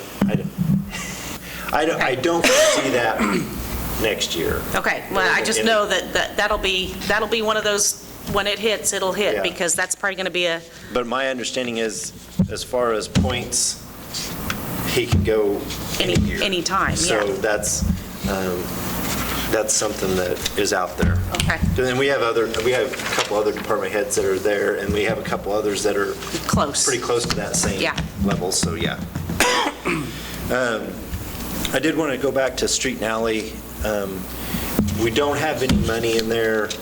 KDOT just recently kind of, I don't want to say reopen, but started up, they have money that they're putting towards a bridge program. I don't know a lot of details about it. I know that we have some bridges in town that need to be addressed. I don't know that we're far enough along in our planning to be able to apply for that bridge program, and we probably wouldn't want to take it out of the general fund. We'd probably take it out of a capital projects fund or something, but I kind of wanted to bring that up, that might be something we might bring in the middle of the year as we get things more firmed up or can explore that opportunity. Fire and EMS, that one of the big drivers is its personnel costs, because it is a large department. We're up for negotiations here soon again with the county, aren't we? The contract, I believe it runs through 2020. What's our overtime looking like so far this year? I mean, It's tracking. because about- obviously that 250,000, if we're at that and we were at 348 last year, then Right. we'd be doing good, but I don't believe we'll probably. Where we're at now is we would be less than the 348, but we're not going to be at 250, and that's why I've got this highlighted. I can increase that, but we've also been able to, throughout the budget and throughout their budget, we've had savings that kind of absorb that. It looks like it's coming out of salaries, which makes sense, that if you don't have the people, they're working more overtime, but you're also not paying the benefits to the people that aren't there. Right. That kind of absorbs the cost, because And so- $5,000 difference in salaries between 2017 and 2018 isn't, it's who's there, yeah. But that is something that, like I said, you have vacancies, you get overtime, and honestly, even if we had zero vacancies and still had $250,000 worth of overtime, that might be something, if we felt like we could get the bodies, that you hire extras and you have them do float shifts or something, but I don't think you're ever going to get rid of all the overtime, and you could maybe reduce it if you could get enough bodies, but part of our problem is we can't always get enough bodies. We have to, I mean, there's no going to a different kind of a shift instead of the 24-hour shift, the 12-hour shift. Well, if you look at what PD does, the problem is that we have to have, or what our standard has been, because we staff Moran and we staff Humboldt. It means we have to have a minimum of 8 people on shift to cover, because we typically have 2 ambulances in Iola and 1 in each of the other ones. So we have to have 8 people on shift. Plus 2 on call, don't we? Yeah, there's some call included in that, but you have 8 main people on shift. Well, like PD with patrol, they typically have 3 per shift. Well, they have 4 shifts of 3. So we would have to have 4 shifts of 8. And then that's 32 people. There again, that gets you up to, like I said, if you had some extras that you hired and got rid of some of the overtime maybe, but part of that is you're going to have more bodies. And that's sometimes is a challenge for us, and it's not just for us, it's And other places that. I know that also EMS brings in the service. challenge that a lot of these guys have other jobs that they go work too, and it's not just that they want the 24-hour shift to go to whatever hospital they're working at or whatever big place else they're working at. So I know, but I just didn't know if, anybody had done any more, looking into that, studies on it, anything to cut down on some of this cost, because between the overtime and the scheduled overtime, that's a lot of money. Take care of What are the actuals looking like for 20?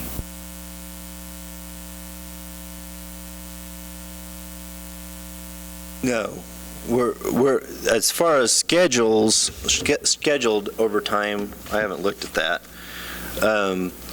Scheduled overtime For the the past. overtime, we're going to be, I think, less than 348, or we're on track for less than 348, but we're,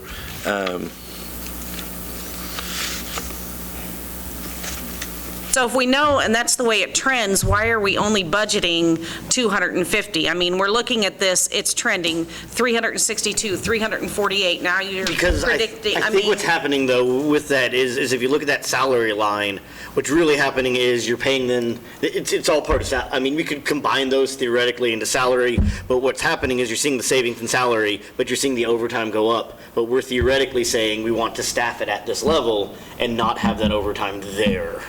Would be the ideal. Right. We'd like to have, Right. 30, we have 28, and if you had the 30, then the overtime would be 250, but the salary would be the 1.3. So what are our salaries looking like for this year then, I guess? we're I mean, we were at, at 513 Through June. through June. So you're at, So about, it looks like the salary is going to be closer to 2018's actual. yeah. okay. And so, and I mean, I guess I would rather keep salaries at the level for what we plan to have for staffing, knowing that, I mean, we could put 350 in there for overtime, so that line item looks good, but the concern is then you've overinflated what your expenditures are truly going to be, and I'd rather be accurate on the salaries, because that's what we would have on the books, right? That's the personnel that we have that we have approved for staffing.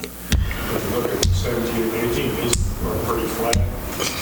Yeah. It's pretty much the same, kind of. Then I see where you're Yeah. saying you're absorbing that other Yeah. cost into what you had already predicted the salaries to be. Yep. So if your overtime was 250, our salary would probably be closer to that 1.3. Okay. But And the scheduled overtime is it's under 40. It's right under 40, so it'll be right around that 80, so. okay. Any other questions there? When do we renegotiate again? 2020. It ends at 20. It ends in the end of 2020. So next So year. that's something we need to be focusing on and looking at and figuring out what Talking with county. really Right. needs to happen and what it's really costing us and what the county can really afford to give us.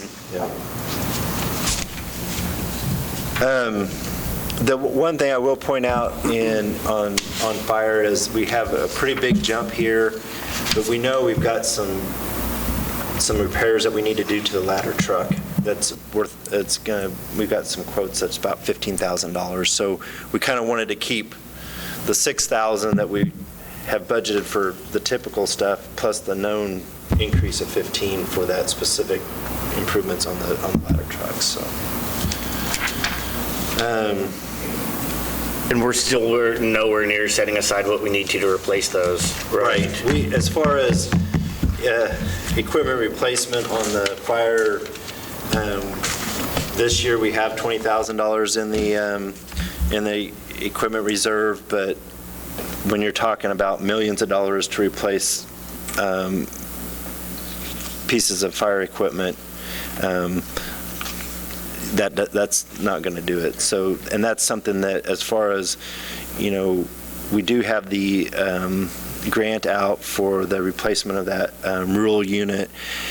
My understanding is I hate to say this out loud, but I think we've kind of passed a preliminary, like normally we would have already had a turn down letter.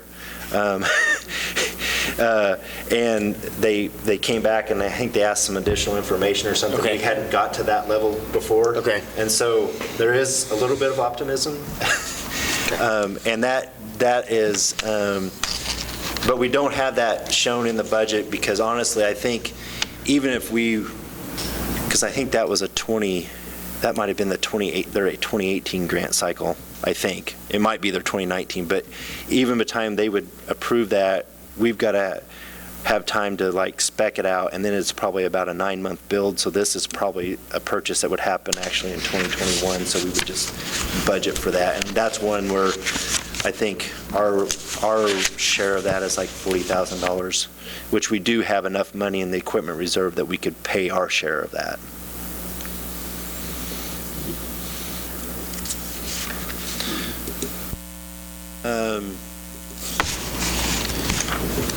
Administration, really don't have a whole lot in here. I think one thing I haven't done in here is take this publication one down. A lot of times we have 21 as a kind of a projected year, and I just carry that over, and I didn't modify that, but this will probably end up being more like that because that's more reflective of where we've been.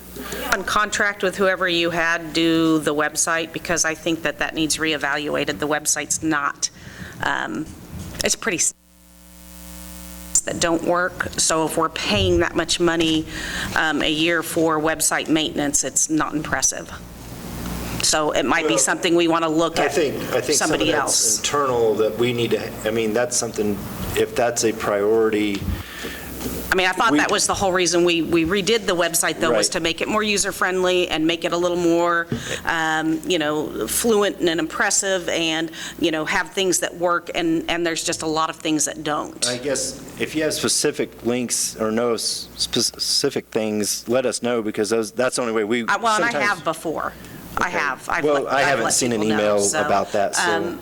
But I just think that that's something, if we're paying that money for somebody to be doing stuff, we need to make sure they're doing it. Well, but I think we've shown some improvement because with the way we have the agenda sender, and that makes it a lot more user-friendly.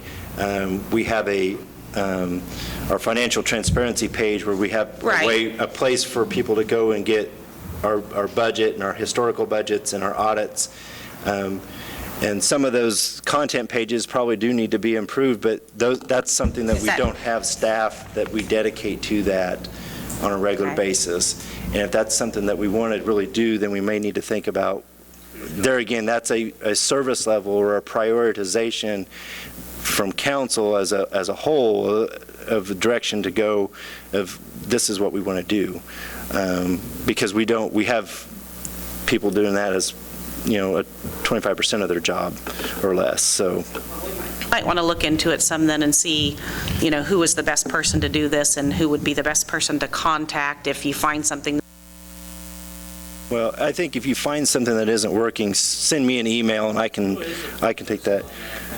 Well, I guess my thought is I can be, if there's a bad link or something. No, No, but who's supposed to be? Who is maintaining that? Yeah. Carla is the one who does the most with that because Okay. she's the most savvy with it, honestly. So she feeds information to this website, and they would put updates or Yes. change links or. Yeah, Okay. yeah. But if you have something, like I said, just shoot me an email and then we'll get that. And we know that there's some things on the chamber side and some of those kind of things that we've kind of just left as they were because we were waiting for the chamber to get their website going, and their website's going now, and so that will allow us to update our pages a little bit. Chamber has it? I just want to make sure we're getting the most bang for our buck with this. Well, and I think, I guess my thought is I think the service is working. It sounds like the Maybe it's concern falling on the other. is that you would like to see more done with the service that we have. Yes. And if we do that, then that's where I need to know that as a council directive so that we can make sure that we say, okay, well, rather than having you do this, we're going to have you focus more on website. Okay.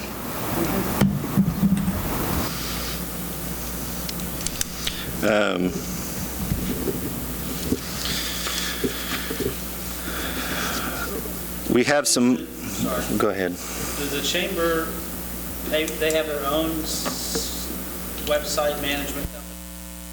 Yes. Is there, because we do partially support them, is there a reason they wouldn't just try to work with us? Would there be maybe cost savings for them to? Well, I think, I don't know that there would be a cost savings for them because the way. They need a Because much, we they have need a our much account, we simpler. have our domain, and we have this as our look, and they would need to have chamber look. The only way that they could really come under us is as if they were on our page and there was a link to chamber. And then they it would- wouldn't have a separate page at all, and they need their own Yeah, separate. it wouldn't be any of their branding or Yeah. anything like that. They would just be kind of a link in ours. Page, there would be any of their branding, but if you clicked into their link, they would then. But you have to They go, wouldn't have their own, but you have to go city of URL. Iola dot whatever / chamber of Iola. And so, I mean, hosting a simple website like the chambers is relatively inexpensive. The problem is when you start getting into some security issues that we have to have on our end. Like, we can't, because we and are they just, official. if they were And we to take be payments incorporated into the cities, they would not have their own separate URL. So you wouldn't be able to just type in, they would be under the city. So I see where they have to have a separate URL.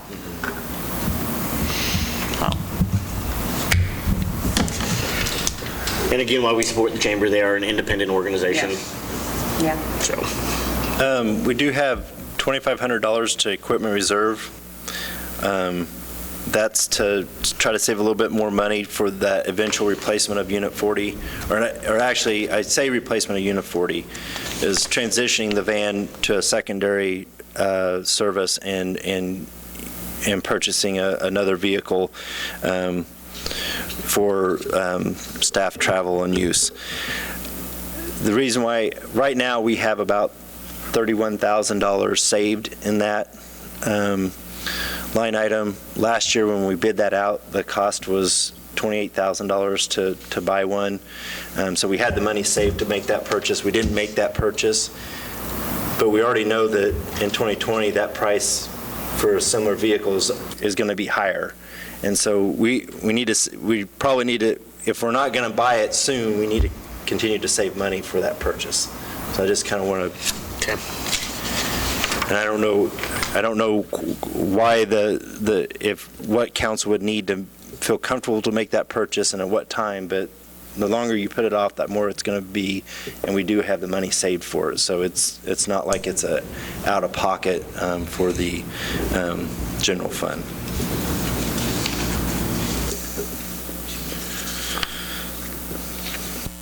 Code. Again, pretty basic. We have $15,000 for the structure removal. That gets us about 4 houses, depending on how the bids go. I know like this year, I think, can't remember how, did we do 5? But one of them, the owners took down, so that we get 5 done, but that we went after that. We'll only have to pay for 4, so. And we are working on green space mowing. We're working with Thrive in the master Thrive, we plan. have a- Because that's, $10,000 to $15,000, $12,000 there. That's fairly sizable. Yeah, and that's something, like I said, we're working with them. We're kind of gathering resources. We're going to go take a couple tours at the end of next week to places that have kind of done Butterfly garden. butterfly, pollinator plantings, pollinator prairies. So that might eventually help that cost a little bit. Like I said, we're trying to make sure that we have all the understanding of what that would look like. And, there's going to be some maintenance to even that, but I think it'll probably be less than what what we have now, so. And I know K-State has a ton of grants for stuff like that. K-State, Oklahoma State, all of those ag schools.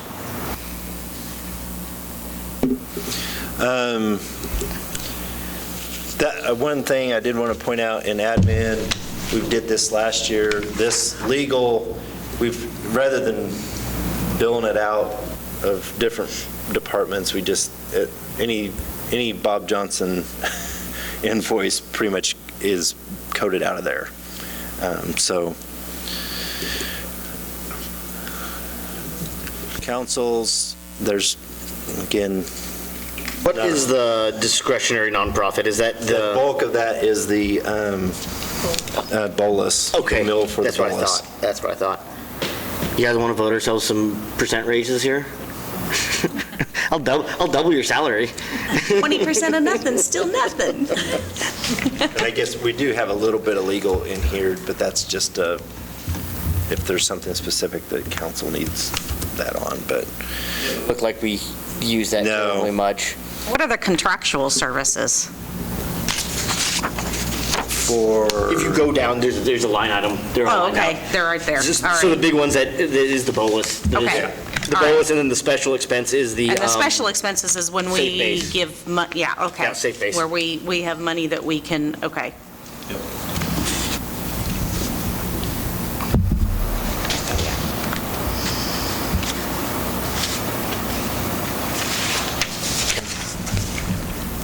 Court, pretty basic.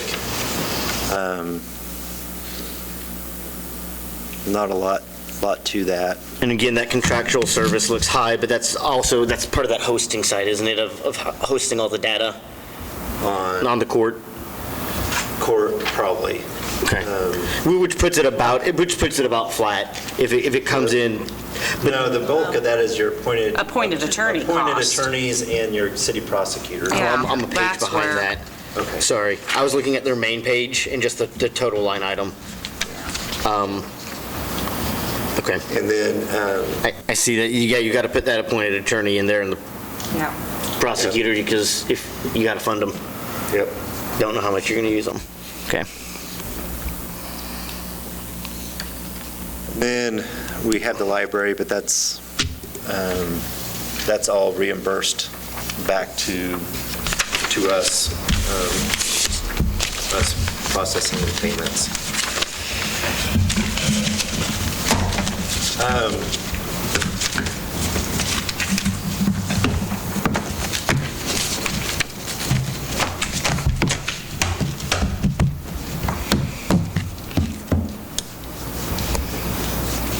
Questions? I would like, and I don't know if it's kind of a Herculean task at this point, but to see how we could maybe decrease or cut the water payment to the general fund next. I know that we said 1 year, but it doesn't look like, we still haven't we haven't wrestled that bear yet. What do you mean? Well, we didn't pay the revenue, the water fund didn't pay into the general fund this year. This last year at all. And we took out the bond payment from the reserves. And if we. Capital projects. And even if we don't pay into the general fund, we still will be losing money in the water. So it's meaning for every glass of water we sell, we lose money, which is not a very good business model. Unless you're. We need to raise the rates. Is that what you're? Or fund it a different way. I mean, right now, we're losing money every glass of water. So even with no transfer out, it's losing money? If we took the $200,000 transfer out, we would be, You guys had this discussion last time, which I missed. Yeah. so. I'll just bring it over. We would be able to make, or we would just lose $30,000.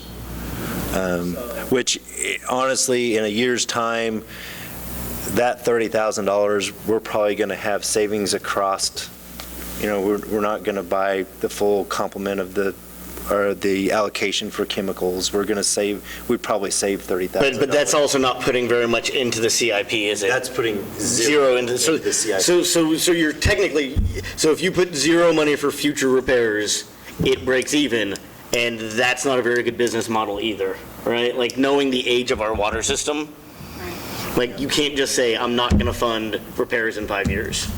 I mean, Well, I guess you can, because that's what they've done.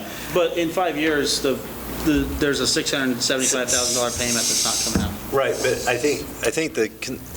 I guess my concern would be is, right now, we don't have a rate structure to set up to properly pay off the, what we want, or what we typically use as our expenditures, and to pay for our water bond. Right. I see what you're saying. And getting it, and I think my thought is you get the rate set so that you can do that, and then when you get to 2026, the money that you had put in for your water bond payment, you then start funneling into your CIP. But if you don't have that set up before there, it's better to work your way to that rather than try to get to 2026 and say, okay, now we still need, we're still short. And so when we borrowed that whatever from the capital projects fund, And we talked about paying that back. Yeah. What was do we actually implement a plan? We don't have the rate structure, won't support that payback. So if you paid yourself back, you go further into the red here. Yeah. That was when we discussed doing implementing the 3 different increases to help raise that to where we could possibly. What was it, like, the one plan was like 5.57 or 7.5, 7.5, and 5.55? No, none of them were 5. It was like I think we had- 10.77 or something like okay. that. I mean, they were higher. It was higher. I mean, it was I think they're triple sevens a big, yeah. it was a big, But I don't but think those rate increases took into consideration paying anything back, did they? Those were just taken into consideration getting the bond.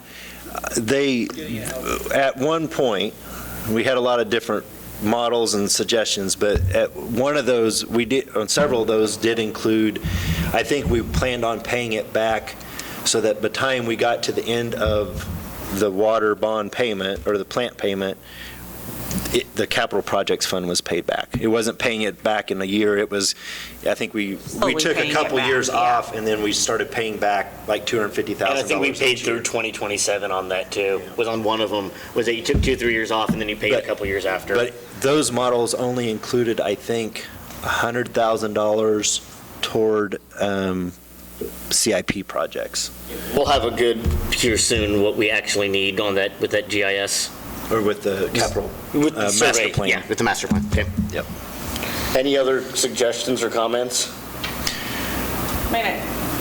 as we discuss this every year, we always say, wherever we can cut, let's cut. I mean, you don't want to cut things to where you're not providing what you should be providing for everybody. But if there are ways to cut, and like I said, once we get this, this employee study back, I really think we need to take a look at that. And we need to look at personnel. We need to figure out, are there places that, not by firing or laying anybody off, but through attrition, we can bring some of those personnel numbers down and bring some of those costs down. Because just like you said, we're looking, if we're looking at a 12.5% increase on insurance, well, that hits us too. That hits the pocketbook of the city. So if we can bring down some of those numbers, then that brings down all of that hurt. Well, and that's, some with the insurance, that's something that I'm not sure. Do you remember what the breakout of that is? Because right now, if you're just an employee, the city pays 100%. Right. If you're a family, is it? Pay $250 a paycheck. Yeah, so we don't have a set percentage. It's always just $250.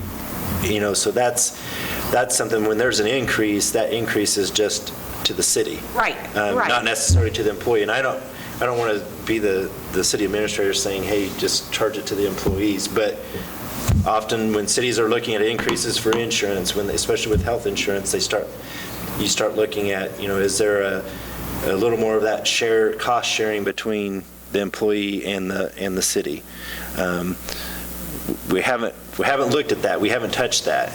But that is something as health insurance costs go up, We've talked council about may that. want to consider. And like I said, and having that's where if you can, possibly decrease some of those numbers too, then that helps the city's pocket. And, there's a lot of places where people work where you have to pay a little bit. It's not unheard of. It's great that they don't. I think that's a great benefit because they do, it is a different kind of a plan as far as what they're going to pay out of pocket. Because as an individual, they might not pay anything for that, but they've got to pay the first $1,500 of anything they have done out of pocket. So if you just go to the doctor a few times, you're paying for it. So it's not like they can go in and have a $25 office visit like a lot of people on other plans get. So, yes, I pay for mine at the college, but I also only pay $25 to go into the doctor, not $145 like my husband. It's basically, it's the HSA kind of. So, I know we've got to balance that out too, because I don't want to overburden them because then people don't go to the doctor. Right, and then the problem is when they do, it's a lot more. Right, or they're sick, Yep. and then they're missing work, and then Yep. you're trying to cover, and then you've got overtime. Yep. So, there's a whole lot of balancing in that, but that's where I'm saying, I think if we really look at that study that we get back and really figure out, okay, how are these departments working? Are there ways to consolidate? Are there ways to cross-train? Are there ways that to as somebody leaves, okay, let's not refill this position. Let's see how we can cross-train. Let's see if we can absorb this, because that would save everybody money. And if we're also saving our employees money in their pockets, because now we've done things to control this, our insurance costs have gone up. But guess what? You're not going to have to pay anything still. You're still going to be on your same plan. That's a plan they don't want to get rid of. I know that. That plan's grandfathered in. And yeah, $1,500 sounds like a lot. And for a family, it's their $250 every 2 weeks, plus the first $3,000 out of pocket. You get a kid that gets sick, breaks an arm, breaks a leg, you're paying all of that up front. So we have to remember that and consider that as well. And health insurance is We're not the only organization that's tackling health insurance. Right. It's a national thing. So, yeah, I think those are good ideas. Anybody else, Mark? On the salary increases, I notice there's quite a variance where it goes anywhere from 1% up to 7% in different departments. And I just wonder, I know it's a wish list, but. No, this is, what has been calculated in here is a 2.5% COLA for everybody. And it is a whatever scheduled merit raises that for that department. So if you've got a department that's got people that are maxed out, they're not going to see any merit raises. They're just going to see the COLA increase. And I don't know how you were getting the 1%, if it was from last year's budget to this year's. It could just be that last year's budget, we had going off of the sheet here where it said 2019, for instance, in gas was 263,871 with 6 personnel. In 2020, the proposal is 7,269 for a difference of a little over 13,000 for an increase of a little over 5%. That's what I was going off. well, and so that would probably, that's kind of reflective that that crew is a little younger. And so they would get a COLA plus merit. And if you notice on a couple of these, they actually go down because of retirements. Or somebody left the department and you hired somebody in. I like the electric utility, the production part of it, they're in for just a little over 1% raise, whereas the distribution part of it is for. And that's probably because somebody left and then the total amount. Yep. I'm just going off the numbers and it just looked like. You're not paying that guy that has been there 30 years. You're paying that guy that's been there 5 years now. You had somebody there that was there, had maybe 30 years, but you got somebody, he was 2 or 3 years, and then you hired a new person in, so they're at a lower level. It is a straight, fair, we're not picking and choosing who we decided to give what raise to. If that employee is scheduled to have a merit raise, it is calculated into here, and everybody gets the 2.5% COLA.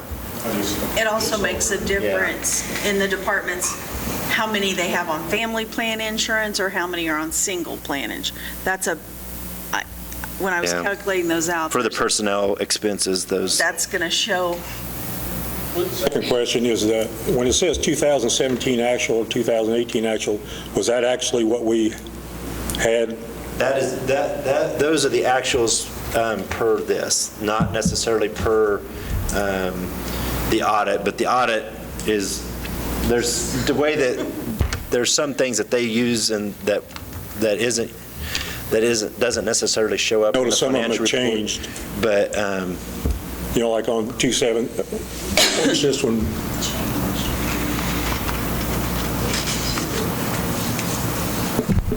Like for the water fund, last year in our budget packet, the 2017 actual was $218,000.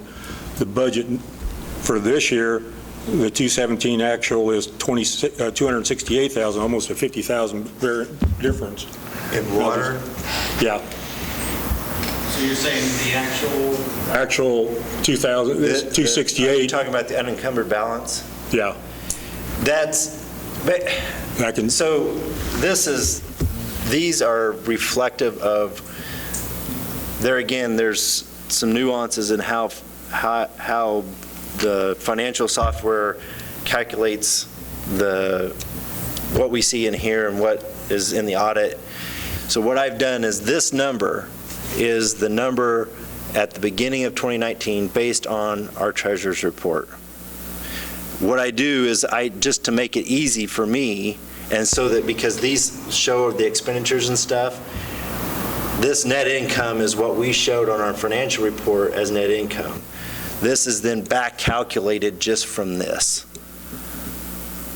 And so if you go back to the beginning of 2018 in the quarterly report, this isn't quite the same thing, but it's pretty darn close. The same, if last year, when we got the budget, in here, it shows that it was $218,421 with the second line was $119,639, and then this time it's showing $268,054 with $122,149. So those numbers should have changed because they were actually. On where, on the, 2017 actuals, right. And you're talking about this number, that number there. right? That's what I'm Look saying. at last year's budget. If you look at last year's budget, it says, well, I'm actually looking at this year's budget. You're talking about 2019 budget, Yep. right? So when we were preparing the budget last year, we were in the middle of the audit for 2017. So audit adjustments could affect that 2017 total. That's why it says at the top of those pages, unaudited figures. That number changed after we saw it. Because of the audit. Okay. And sometimes that's because, and sometimes that can happen because we authorize a purchase, and let's say it's in December, Right. and you don't pay the check until January, where we say like you've spent that, it's encumbered. I just noticed it was off in gas, water, electric, Yeah. stores, all of them. Each year, like I said, this number here is what we started 19 with. These numbers going forward and going back are calculated based on what we're showing as the net income.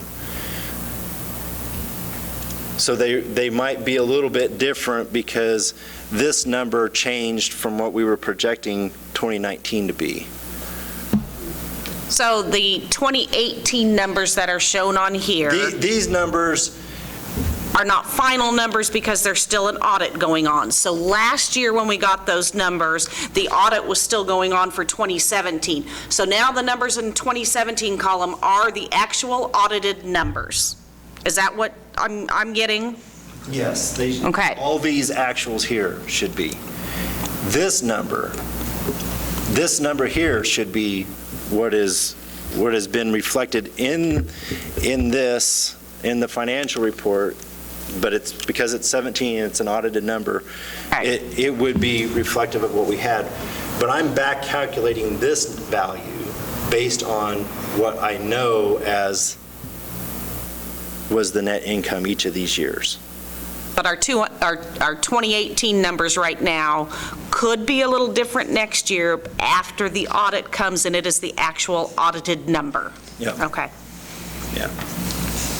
So we're just kind of, That's key is the whole thing, because Because we're starting, if you're looking forward, we're it just, should be, all this is, we know that we started 2019 with this.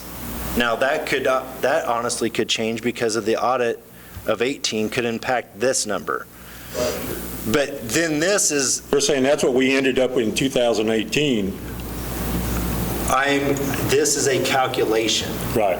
based on this number here, these numbers here, Because remember, I am good with, because that's what the financial report is telling us. The 18 numbers are not audited yet, the 17 numbers would be audited. remember as well, in some of these funds, people have 60 to 90 days to pay, and so you may not actually have, on 2018, we may say, this is what's owed to us, we usually get this much money in, but bad debt, good debt, all that kind of stuff, that can fluctuate those numbers.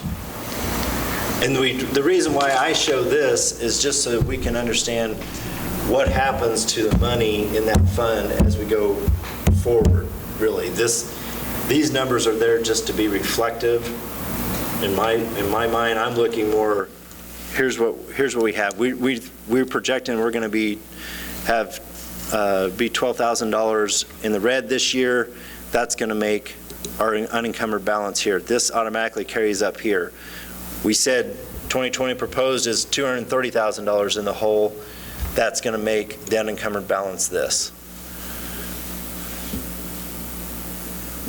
Didn't you change your accounting? No, that's, the new auditors, we did a regular cash basis audit for this year. They're part of their process for this year. They're going to provide us some feedback and guidance on what it would take to go to gap financing, and then that'll be a decision whether or not we want to make that full leap. Under the state, you have two options. I can't understand why you have cash. cash is an option. It's either gap or cash. Yep, gap or cash. And you have to do a waiver to do cash basis. But you were talking about a combination of both. We would do gap in the utilities, cash basis in the general fund.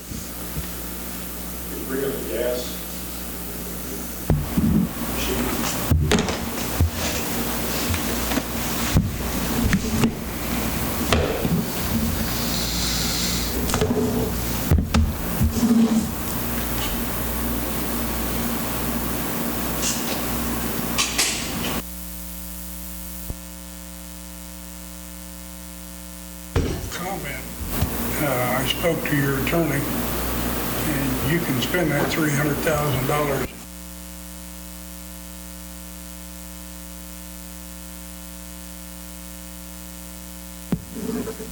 Last year's, for 2018, we were going to be just a little over $1 million in the black.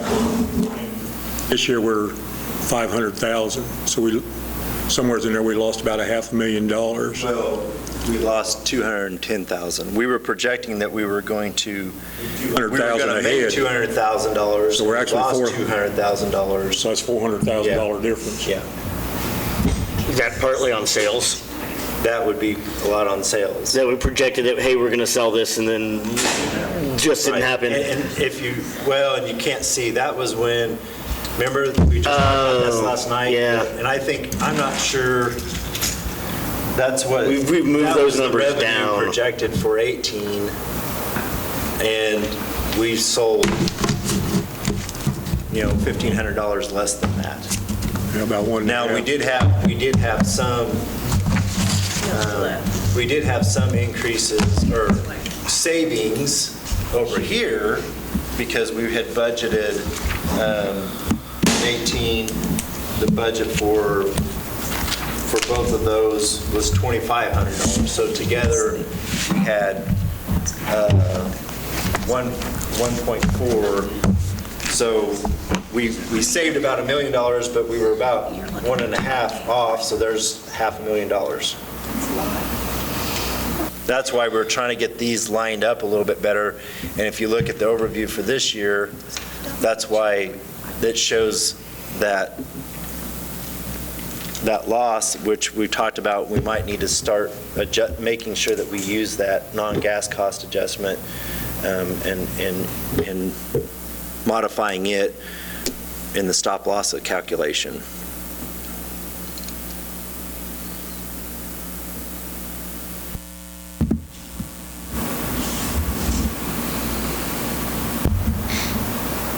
Any other questions on the fund balances and those numbers? I just had a question going back to the water. What's your projected percentage rate that needs to increase to get that to where you want it? I have not looked at that since we passed it, but mostly because I feel like we probably don't want to get really hard and heavy on that conversation until we see what the master plan shows us. Last year, when we were talking about this, there were several different rates. There was I think a 10 and a 7.5 and a 5, 10 and 10, 7.5, 7.5. We did 10 in January of this year. I would imagine we would need, and it depends on how aggressive we want to be as far as trying to make sure that we get the fund corrected. I would imagine we would probably, if we were going to try to do it right, we're going to be above 5% for next year. And my concern is if you look at, of course, this weather is going to help us, but we had a pretty wet spring, and through May, we were down, I'm trying to remember, I think it was about 25% from what we were the year before of usage. And now granted, January through May is not our height of our usage, but when that's your some of those months should be your normal usage or your daily, everyday use, that does. It was cold all winter and wet all spring, Yeah, so I mean. It was, yeah, I think. Okay. Yeah, I think we were about 25% off. Now, like I said, this month probably going to help that a little bit, but even June had kind of some wet, it was fairly wet. So this estimated revenue that we targeted 10% may not come to fruition because we don't have the usage to get there.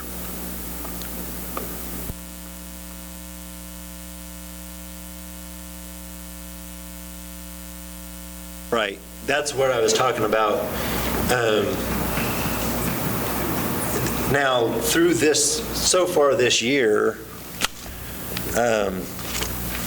That should be, we had a cold winter.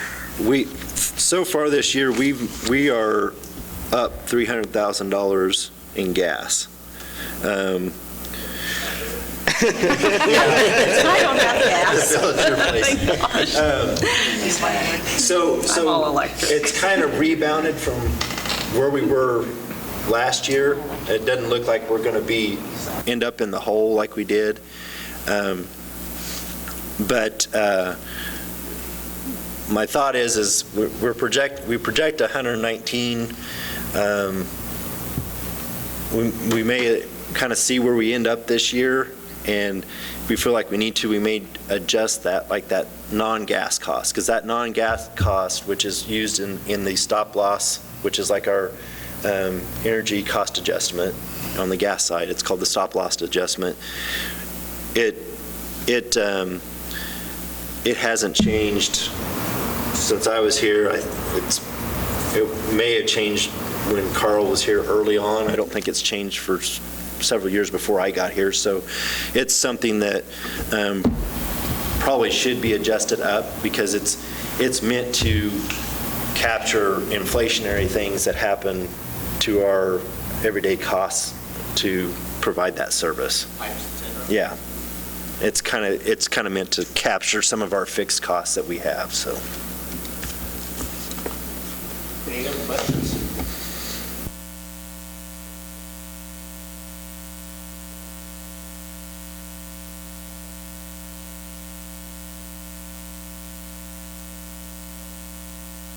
Oh, there's going to be some lossage, with leaks, like water leaks and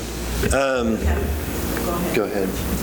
We have to do an annual report for the water to the state that looks at our loss, and if it's, yes. X amount of gallons, and we're selling this much, and if it gets too much out of. And then the gas is done. We just got back on the cycle. They put us on monthly. They just kind of switch cities around.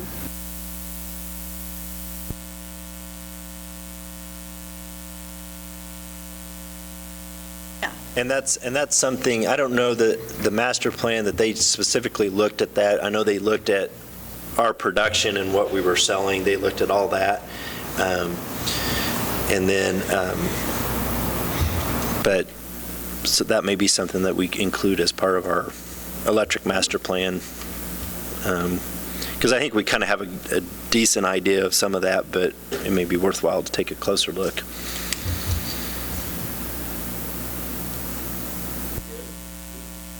Else? This side of the table? Danny, this side of the table? Aaron? Can I get a motion? Make a motion to adjourn. There's a motion, second. All those in favor, show of voting sign. Opposed? Motion passes.